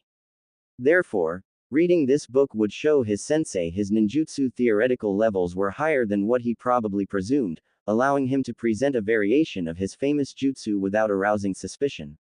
Revising these concepts could also breed ideas to fix the Chidori for Kakashi to try. It was a win-win. Kakashi's thoughts were interrupted as he sensed Rin's chakra enter the training ground. His breath hitched for a second, but he squashed down his guilt-ridden feelings, took a deep breath and raised his head from the book as his teammate walked towards him. "You can do this." "Good morning, Kakashi-kun," Rin greeted like usual as she walked up to the tree Kakashi had perched on. Kakashi didn't trust himself to speak just yet, but found amusement in the Sasuke-like grunt he used as a greeting. "Minato-sensei said you were sick," Rin continued undeterred, used to Kakashi's lack of social skills. "How are you feeling today?" "I'm fine," Kakashi shrugged, then retreated to the safety of his book, hoping Rin would leave him alone for now. While he wasn't devolving into panic attacks, it was taking all his self-control not to break down again. From his peripheral vision, he saw Rin move to say something before resisting with a frown on her face. The frown was quickly replaced with a soft smile as she dropped whatever she initially planned on saying. "I'm glad that you're doing better," she settled on before taking a seat at the base of a tree and bringing out her own medical text to read. Kakashi was grateful for Rin's consideration. He really wasn't ready to have a conversation with her. She always had high emotional intelligence that he never fully appreciated when she was alive. While he would love to direct Rin's attention to other ninja arts to build up her fighting repertoire to have a better chance of avoiding being captured, it was still too soon. Rin was too focused on enhancing her medical skills that she forgot Tsunade's third rule of being a medical ninja: no medic ninja shall ever die until they are the last of their platoon.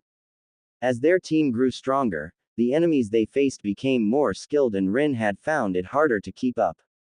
Eventually, she started to become a liability in need of protection that would only jump in to heal them once the fighting was done. Although Rin was never a strong fighter, she wasn't weak either. A fighting style similar to Shizune's would suit her better than Tsunade's and Sakura's brand of brutal strength. He trained his eyes on the pages in front of him, rereading the same page for the fourth time. His thoughts were constantly distracting him. He had to find time to finish writing up some aspects of his plan. Once they were grounded in writing, they would no longer swim around in his head, and he could better focus. "Good morning," his sensei chirped as he made his way to his students. "Good morning, Minato-sensei," Rin smiled in return while Kakashi just nodded. 2 nights ago, he was stuck in the whirlwind of coming to terms with his predicament that he couldn't prepare to face his should-be-dead loved ones. When Minato popped in to check up on him, Kakashi was grateful for his years in Anbu that allowed him to put up an emotionless barrier to get through the interaction. Now that he wasn't in hyper-paranoia mood, Kakashi felt a wave of immense sadness. Naruto had told him how he had met Minato in the seal, and Kakashi was grateful that Naruto could finally build a bond with the kind man. As he watched the man greet them jovially on a calm summer morning, knowing that he never had a chance to raise his son, Kakashi's lamented over how unjust and unforgiving the ninja world could be. Minato as the 4th Hokage was his hope for a better future, and that hope was squashed swiftly, without mercy. If he managed to save Minato, how different would the world be? At that thought, his melancholy was punctured by small tendrils of hope. "How are you feeling?" Minato turned his head upwards to specifically address Kakashi, cutting his thoughts short. "Fine," Kakashi replied from his perch, schooling his voice to hide his emotions. "I'm still a bit concerned.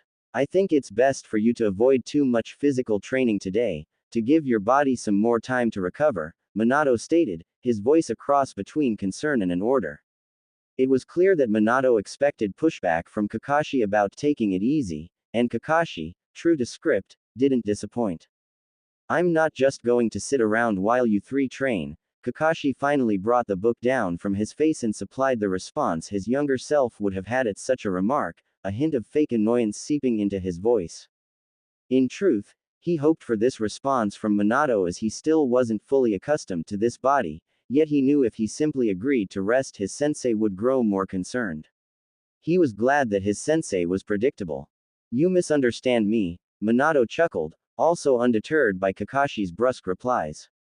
Rin and Minato had clearly developed a tolerance for his personality by that point. It was only Obito that still got annoyed by Kakashi's harsh and curt comments. Kakashi, being too serious, was equally annoyed by Obito's lack of professionalism, leading to the constant fighting. I want each of you to focus on some solo training today, Minato elaborated. I'd like that, Rin replied, saving Kakashi from the need to carry the conversation further. I've been reading about this technique to separate liquids of different viscosity levels in the body. It could be very useful for transfusions and treating poisons. Actually, I already have a regimen in mind for you, Rin.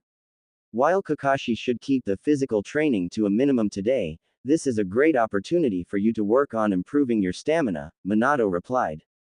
Rin's face morphed into a grimace at the thought of the physical training. Wouldn't it be much more useful for me to learn a technique that could help you if you got poisoned in battle?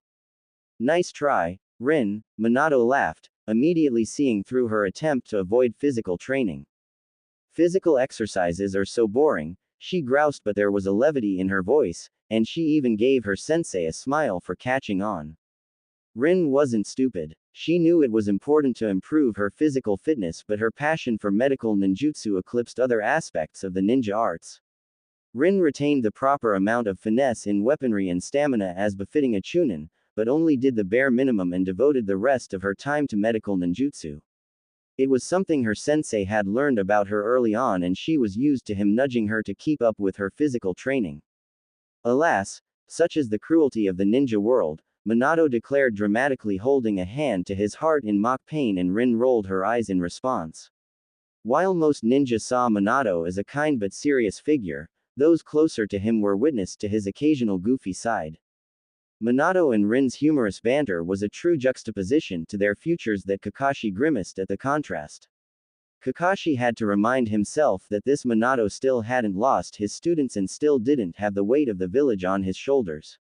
No ninja going through war didn't know loss, but Minato had so far been one of the lucky ones who didn't lose any of those closest to him yet.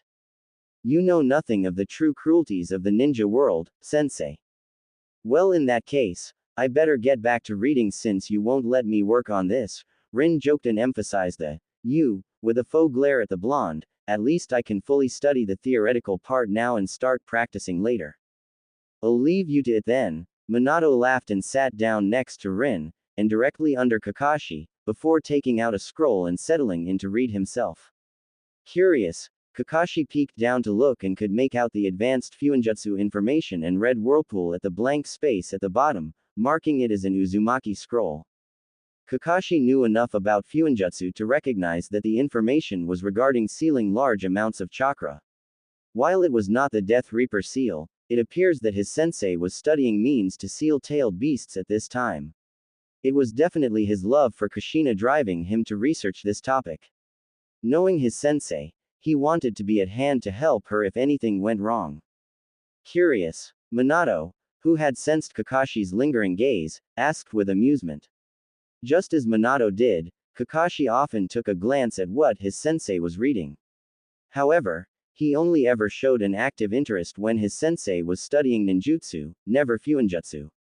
I can't even make out half of that, Kakashi admitted, which was of course a lie. He was supposed to only know enough about sealing to qualify as B-rank knowledge.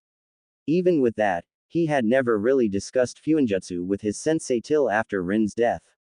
Kakashi was curious about the seal placed on his teammate and wanted to know if there was a way to save Rin if she hadn't committed suicide. It was then that Minato started teaching Kakashi about Fuinjutsu, enough to make Kakashi understand that while there was a way to stabilize the seal, Rin's level of chakra was much too small to contain a tailed beast and she would have died in a few months regardless. It made Kakashi feel a bit less guilty, knowing Rin's fate was sealed the moment she became a Jinchuriki. I wouldn't expect you to, Minato laughed. Let me know when you want a change of pace from advanced ninjutsu. I can share some Fuinjutsu material with you. Judging by the book you're reading, you're way ahead in your ninjutsu studies. There was an excited glimmer in Minato's eye and Kakashi was surprised by the offer. Minato had never actively got into Fuinjutsu discussions with any of them. None of Minato's students had shown an active interest in sealing. Was the minuscule show of interest all it took for Minato to jump at the chance to discuss Fuinjutsu with his students? Maybe this was a chance to grow closer to his sensei.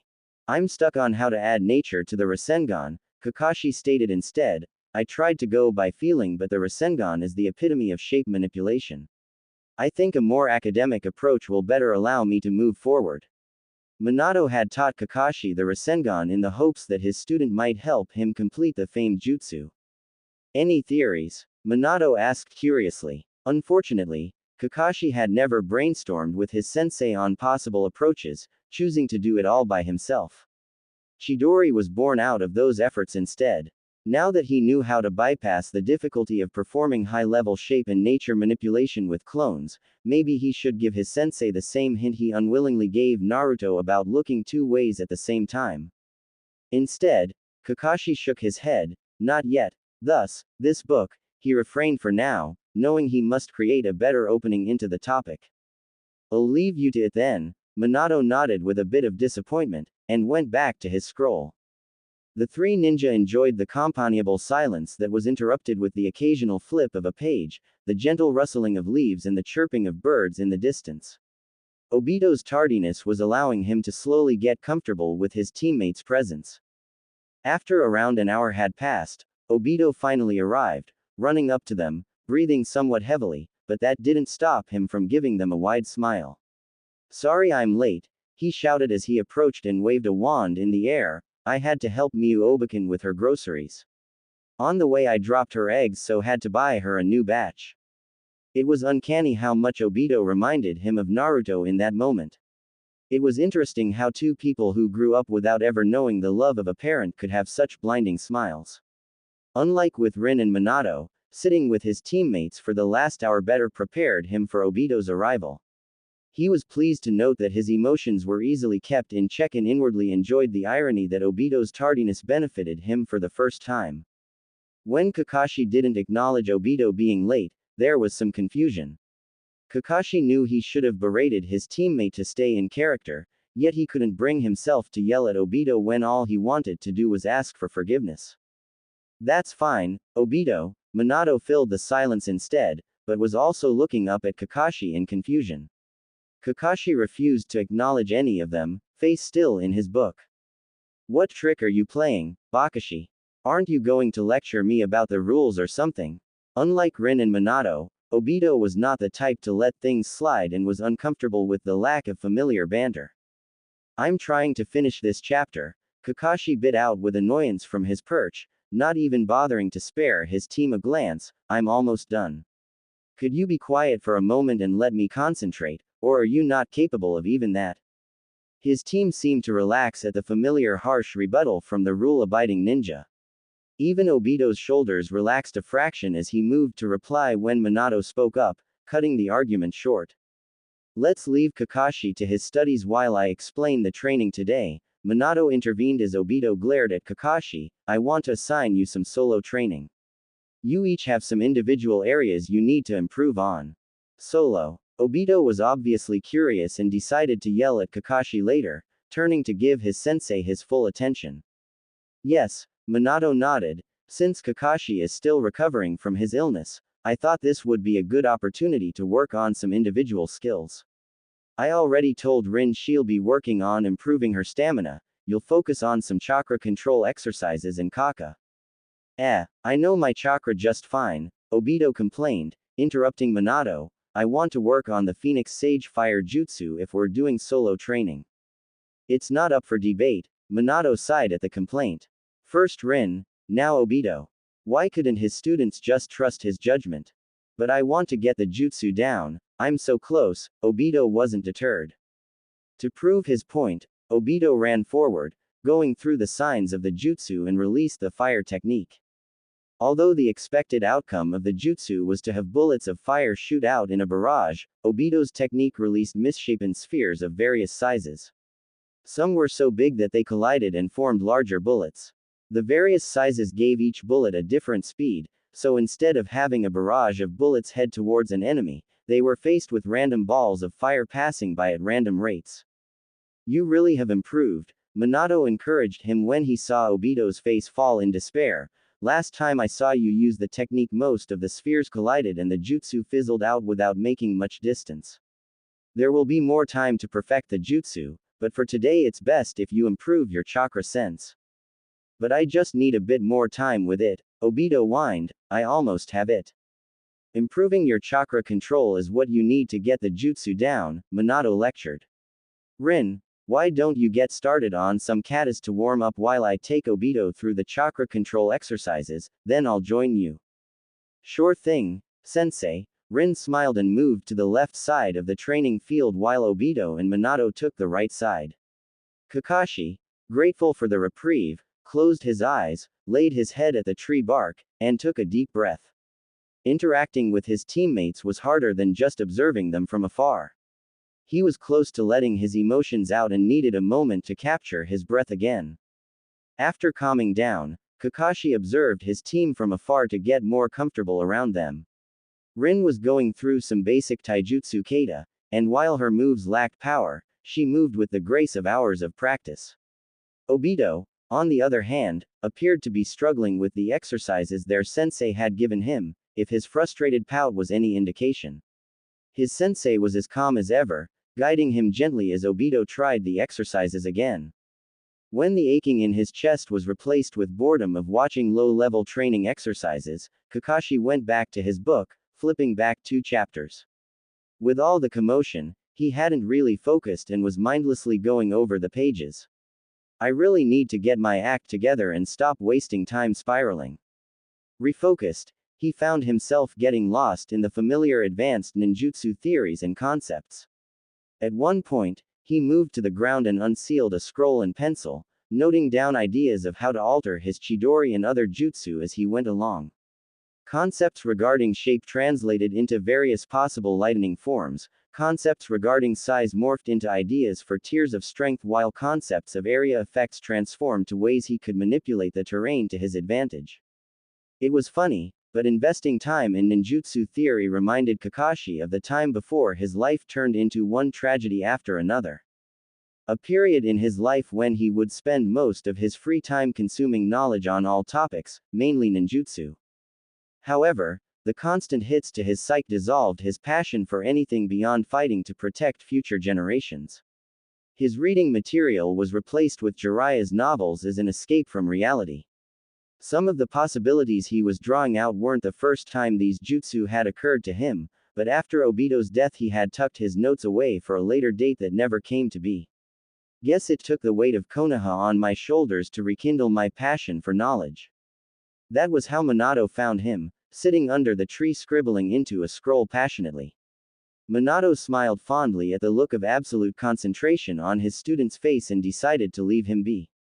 Kakashi sensed him though, and looked up to his sensei after finalizing a note in the margins. Was going to ask you to spar a bit with Rin, Minato informed him. If you're too engrossed in your studies, don't worry about it. You do need move a bit today though, so make sure you run through katas when you're done. That's fine, Kakashi shook his head, stretching his hands above his head and shifting his gaze to the sky, the position in the sun surprising the silver-haired ninja. Is it already around 2 p.m.? Ah, Minato nodded, you kinda got lost in your studies there. It's fascinating to read about the various options for building a jutsu based on the effects you are looking for. Kakashi shared his thoughts. It got me thinking, Sensei, what are you planning for the addition of your nature to the Rasengan to actually do? He emphasized the end. You didn't need to consider the result for jutsu that don't require hand seals to create them since they react in accordance with natural law. Naruto, for example, only added wind and the Rasengan adapted accordingly. Chidori, on the other hand, used seals. His original idea was flipping the script, focusing on nature manipulation, and then adding the shape. However, as his younger self worked on the jutsu, he got an idea for the effect he wanted and used seals to get the intended result. Mulling over these two different methods of jutsu creation was how Kakashi came up with the trick to adapting his chidori. Instead of an elemental jutsu, he was going to recreate it as pure nature manipulation and adjust with shape manipulation for various effects. It will be harder, much harder. He had to take his nature manipulation skills to the highest level, just as Minato did with the Rasengan. The fourth Raikage used a version of such manipulation with his lightning clock to give him his speed, but it was an effect on his entire body as opposed to a purely offensive jutsu. If Kakashi managed to take his nature manipulation ability to that level, it would allow him to flexibly wield Chidori and adjust its strength, range, effect and so much more.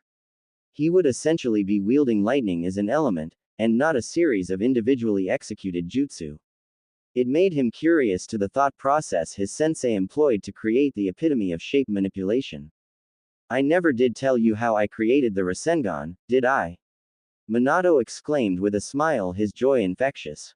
Kakashi gave a soft smile that was thankfully covered by his mask as he shook his head in the negative. Minato sat in front of Kakashi eagerly. It's quite the tale.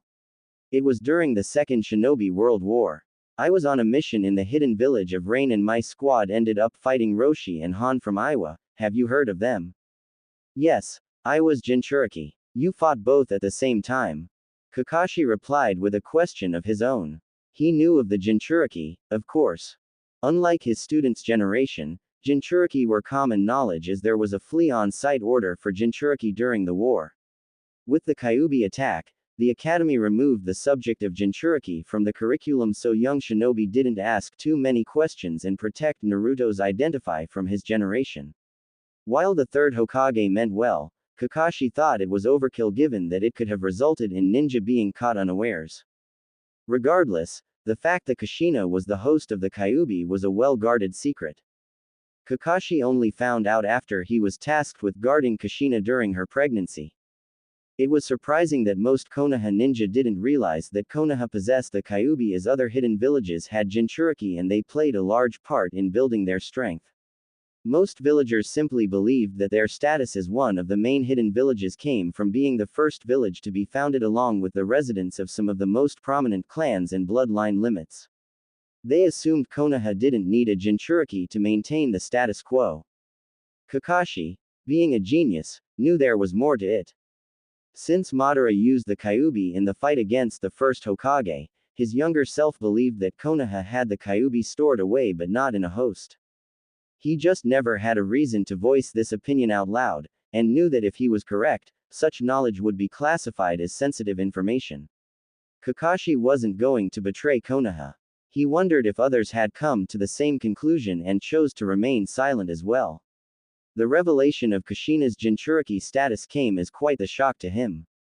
Fight might be a stretch, Minato chuckled nervously. During the face-off, both transformed into their tailed beasts and attacked us with balls of condensed black and white chakra.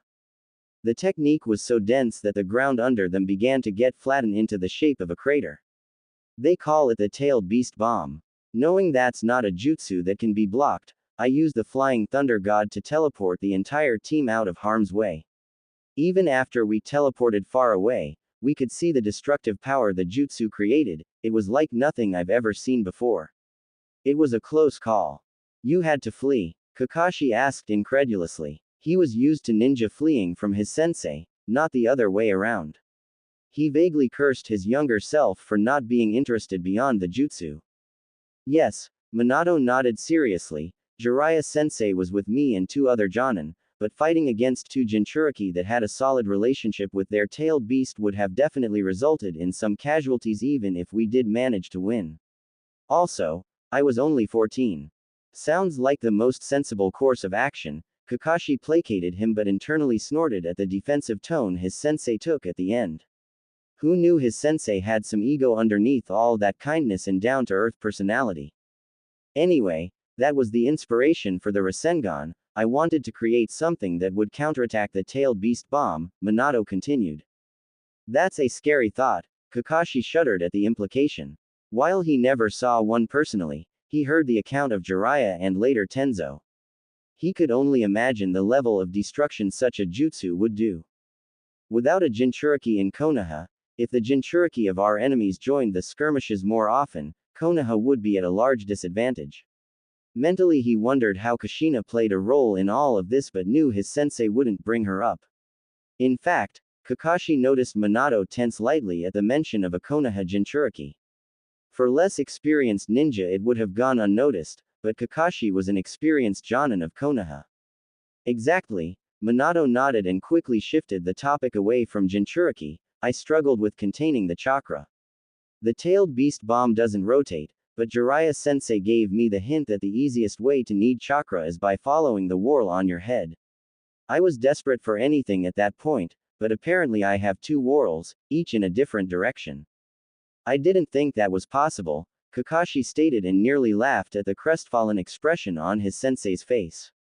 Clearly this was a point of annoyance.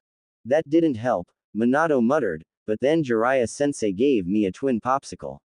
When he split the popsicle, it made me realize that since they're both essentially the same, it didn't matter which popsicle I got. Similarly, it didn't matter which direction, rather, I needed to need the chakra in both directions simultaneously. That's when I finally completed the base form of the Rasengan. Let me get this straight, Kakashi interjected with disbelief. You're telling me that the ultimate shape manipulation jutsu was inspired by a combination of tailed beasts, the whorls of your head and a popsicle. He didn't even bother to hide the incredulity in his voice. He was sure that even his younger self would have been thrown off at the revelation, stoicism or not. Yes, Minato chuckled nervously. Rasengan's original name is Ice Pop-inspired Nimbus Jiraiya Twin Whorl Sphere. Kakashi visibly sweat dropped. Maybe leave that part out when you tell the story. I respect you a lot, sensei, but I'm finding it hard not to judge you harshly right now. Minato startled at the off-brand comment from his serious student, but then laughed out loud. Well noted. So did it work against a tailed beast bomb? Kakashi asked curiously. I never got the chance to test it out against a Jinchuriki again, Minato said, but Kakashi observed the minuscule signs of lying. He determined that whatever the full truth was, it had to do with Kushina. To spare his sensei, Kakashi avoided a follow-up and brought the conversation back to the technique. Back to nature manipulation, Kakashi reverted. Did the tailed beast bomb have a nature element that matches the tailed beast? No, Minato shook his head, but imagine how strong it can be with the addition of nature. To answer your original question, I already got to the intended effect I originally strived for with base Rasengan. Now I want to take it to the next step. I don't know if it's possible to add nature manipulation to it, but if it is, the outcome would be devastating. I think that helps, Kakashi mused, bringing a hand under his chin in thought. This was his chance to give his sensei a hint, as his story reminded him of Naruto's solution to look two ways at the same time, two whorls. That's a curious idea. What do you mean? Minato titled his head lightly. You have to do two things at the same time, Kakashi mumbled, thinking how Naruto needed a clone to swirl his chakra in two ways, then a third to add nature manipulation. Adding nature manipulation will be like trying to do three things at the same time. You are pushing the limit with the Rasengan by doing two things at once. Is it in any way possible for one person to do three things at the same time? Interesting line of thought. Minato's eye sparkled in excitement. The question isn't whether adding nature manipulation to the Rasengan is possible. The question is how I can split my focus to doing two advanced skills simultaneously. Could sealing be the solution? Is there a way to seal manipulation? Or maybe there's a way to contain Rasengan's form long enough to focus on nature manipulation. I can already think of different things to try. The moment of truth arrived. Or a shadow clone, Kakashi supplied casually. It was instantaneous. The widening of the eyes. The slightly open mouth. The metaphorical light bulb switched on. That's it. Minato was ecstatic and then grabbed his student by the shoulders. Kakashi, you're a genius. Kakashi simply shrugged, not feeling that he was worthy of the praise. Sure, he gave Naruto the same tip, but it felt like cheating, building to this moment with his future knowledge. It didn't matter though, they were ninja. The most important thing is for the team to grow stronger. Minato is Kakashi's hope for the future of Konoha and Naruto's happiness. The stronger he was, the better. This time around, the fourth Hokage will be the one to guide the ninja world to a better future. Minato's exclamation attracted the attention of Rin and Obito. They gave each other confused looks before trudging over. The shadow clone can build the Rasengan and I can experiment with mixing the nature element, Minato was saying. Who knows, with the knowledge transfer ability of shadow clones, mixing nature with the Rasengan might become second nature to the point where you won't even need a clone. What's wrong, sensei? Obito asked in confusion, his face scrunched up in worry as he and Rin approached. He had an epiphany, Kakashi shrugged. About what? Rin asked curiously despite breathing heavily, her face covered in sweat from her stamina training. Kakashi gave me a potential idea to finish the Rasengan, Minato replied, I have to test it out. You don't mind if we wrap up for today? Obito and Rin were still thrown for a loop but dutifully nodded along with Kakashi. Great. See you tomorrow. A cloud of smoke later and their sensei was gone. What the hell, Kakashi? Obito now turned to Kakashi who was rolling up his scroll and resealing his notes away. You know how Minato-sensei is when he gets excited about jutsu. Kakashi gave the Uchiha a bored glance as he got up and dusted himself off. What did you tell him? Rin asked then took a swipe of water to quench her thirst. We were just talking about how the Rasengan is like doing two things at once. Adding nature manipulation would be doing three. It seemed to give him an idea. Kakashi didn't elaborate on all the details. Rin and Obito didn't know much about the technicalities of the Rasengan anyway. It was still beyond their level, so Minato had only taught Kakashi thus far. What do you two want to do? Rin questioned. It's only lunchtime. Do we stay here and train? I want to keep going. Obito jumped in. The sooner I master these control exercises, the sooner I can learn the Phoenix Fire Sage Jutsu. Kakashi didn't want to spend more time with his team today. He was already emotionally exhausted from having to interact with them pretending nothing was wrong, as little as that was. It was easier with his sensei as he didn't have a guilt complex on top of melancholy. Obito died to protect him whereas Rin used him to commit suicide. It still hurt immensely thinking about it. With Minato, Kakashi knew he wouldn't have been helpful against the Kyuubi, and he wasn't there at the moment of death. Not to mention, Naruto was a daily reminder of his father. Somehow, those factors made it easier to converse with the man. However, seeing Rin's eager face looking at him, Kakashi felt torn. He wanted to announce that he was leaving too but was surprised to hear his voice request a spar from Rin. Minato-sensei told me he wanted me to have a light taijutsu spar with you, Rin. Rin's eyes lit up and all Kakashi wanted to do was take it back and run away. I want to spar with Rin-chan. Obito's jealousy distracted Rin and gave Kakashi a chance to take a deep breath. Obito-kun, you just said you wanted to keep working on your chakra control exercises, Rin frowned.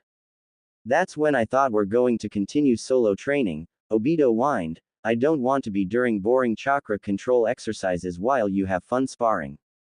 You need to sort out your priorities, Rin scolded him. When Obito's face fell, Rin sighed in sympathy before changing her tone. Obito-kun, how will you be Hokage if you don't train in what will make you stronger? Besides, I'm excited to see the Phoenix Fire Sage Jutsu. Another stab of regret filled Kakashi at Rin's kindness. She really had a big heart and didn't deserve to have that heart obliterated and charred into nothing. The ache only got worse when Obito pumped a fist in the air. Of course, I'm going to learn this jutsu and much cooler fire jutsu. With my fire jutsu and Sharingan, I'll protect Konoha as the 5th Hokage. Just wait, Rin-chan. Obito then rushed back to his training spot without a care in the world. But no, Obito didn't become Hokage. Obito was crushed, along with his dreams. Crushed before he could grow up, before he could foster a romance with Rin, before he could enjoy unlocking his Sharingan, all because of him. Are you alright, Kakashi-kun? Rin's concerned voice broke through the haze of his morbid thoughts, and he startled to attention. Sorry, he muttered, got lost in my thoughts. Are you sure? You've been quiet today. Rin still had a worried frown as she searched his face. For what? Kakashi wasn't sure. Stop caring so much, I don't deserve it. I'm fine. He dismissed her instead and moved towards the sparring arena, forcing Rin to follow him and drop the matter. Kakashi used the short walk to collect himself again. It's going to be exhausting if I must sort out my emotions every few minutes. When they made it to the center, Kakashi turned to Rin, devoid of any emotion, and addressed her indifferently. Rules, just taijutsu. The goal of the spar is for you to build your stamina. What about you? Rin asked, surprised Kakashi would help with her training if he didn't receive a training benefit in return. I just recovered from my illness, so Minato-sensei wants me to get some light exercise before I push myself in training. I think it's ridiculous but don't want to get stuck hearing a lecture from him, so it's easier to get it over with, he shrugged. Rin's disappointed gaze at Kakashi's lack of enthusiasm to spar with her hurt. He didn't want to cause her any pain. To avoid any more conversation, Kakashi charged at her, surprising the young ninja who barely managed to jump back to avoid the kick directed at her. Kakashi didn't give her much chance to recover before he dashed forward again, throwing in a few punches that Rin blocked and weaved around. He focused on analyzing his speed and reach, slowly building up the feel of his younger body and improving his timing. Rin was too busy trying to avoid getting hit that she couldn't tell that something was amiss, thinking Kakashi was just holding back. Kakashi recalled the few times he had taijutsu spars with Rin in the past. He had never gone all out either, as the match would be over in seconds if that were the case. Even Obito avoided a full-out taijutsu spar with Rin for the same reason. As they continued to dance around, Rin's defenses started to wane. Kakashi found a gap in Rin's defense and moved to throw in a punch aimed at her lower right abdomen. He was about to connect when an image flashed in his head. Rin, a hole in her chest, blood coming out of her mouth, and eyes wide in shock. Kakashi faltered, opened his hand in a palm and pushed her away instead. Rin stumbled back but didn't fall as Kakashi had reduced the force as much as possible. In retaliation, Rin crouched down and attempted to swipe Kakashi off his feet. Kakashi easily avoided the sweep by flipping forwards. Right punch, low cross block, turn, roundhouse kick. Kakashi. Rin angry, voice enraged. Blinked the images away. Dodge, axe kick, left jab, right hook. Kakashi. Reality and dreams merged. Rin's chest bleeding. Jump back, deep breath. Focus on measuring reach. Right punch, 6 centimeters short. Adjust. Backwards flip, 43 centimeters short. Adjust. Dodge, few milliseconds too late. Adjust. His entire focus shifted to the technicalities of his taijutsu. The calculated analysis pushed the images farther and farther away. Kakashi was grateful that Rin seemed to be solely focused on keeping up, that she didn't seem to notice anything wrong in Kakashi's fighting style. They exchanged more kicks and punches, and it wasn't long before Kakashi broke through her cross-arm defense. Rin's hands shot upwards in the air and Kakashi moved in with a horse kick, ready to send her across the field. The kick, aimed at her chest, caused Kakashi to falter again as the images resurfaced and his leg froze right in front of Rin's chest, centimeters away from connecting. Kakashi-kun? Rin asked, her breath ragged but still managing to convey worry as relaxed her stance. He stepped back and lowered his leg. It's nothing, Kakashi sighed as brought his leg back down to the ground and placed his hands in his pockets. You look tired, let's stop. Do you think I'm that weak? You've been stopping short of connecting your hits since the beginning. Rin's concern was replaced by anger. It seemed that Rin caught on more than Kakashi gave her credit for. Rin's anger reminded him of his recurring nightmare, Rin repeating his name over and over again, her anger increasing with each iteration of his name. He barely managed to block the images during the spar. Without the distraction, he could feel his chest tightening and knew he needed to placate Rin and then escape before he broke down in front of her. Well? Rin asked again when Kakashi remained silent. Taijutsu isn't your specialty, he settled on after a beat. Obviously, Rin scoffed, that doesn't mean you have to hold back this much. I can take a few hits. I'm not fragile. You've been neglecting your physical training, Kakashi continued. At this rate, you're going to be a medical ninja confined to the hospital. He bit back a wince at his words, not meaning to be that harsh. However, to ensure that Rin's fate was different, he had to wake her up to the reality. Sparring with Rin just brought to the surface how weak her taijutsu was. It was much worse than he recalled, probably since he didn't pay much attention to her skills in the past. It was no wonder she was easily captured during the Canopy Bridge mission and then by the Mist Ninja.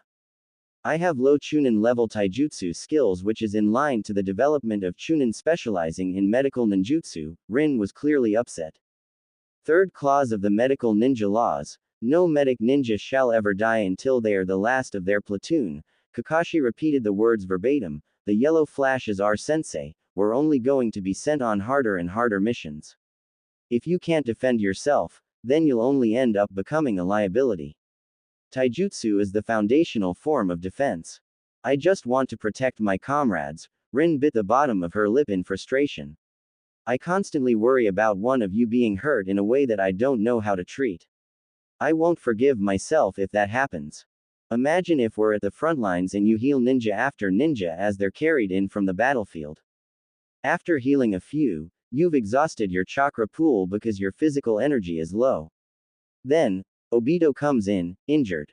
You know the advanced technique to save his life, but you don't have the chakra to perform the procedure. Is that any better? You just more or less told Obito how he needed to train all his skills. The same applies to you.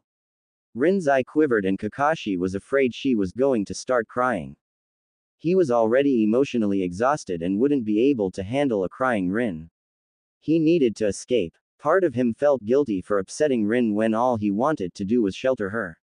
Nonetheless, the logical part of him knew that better upset and determined than happy and dead.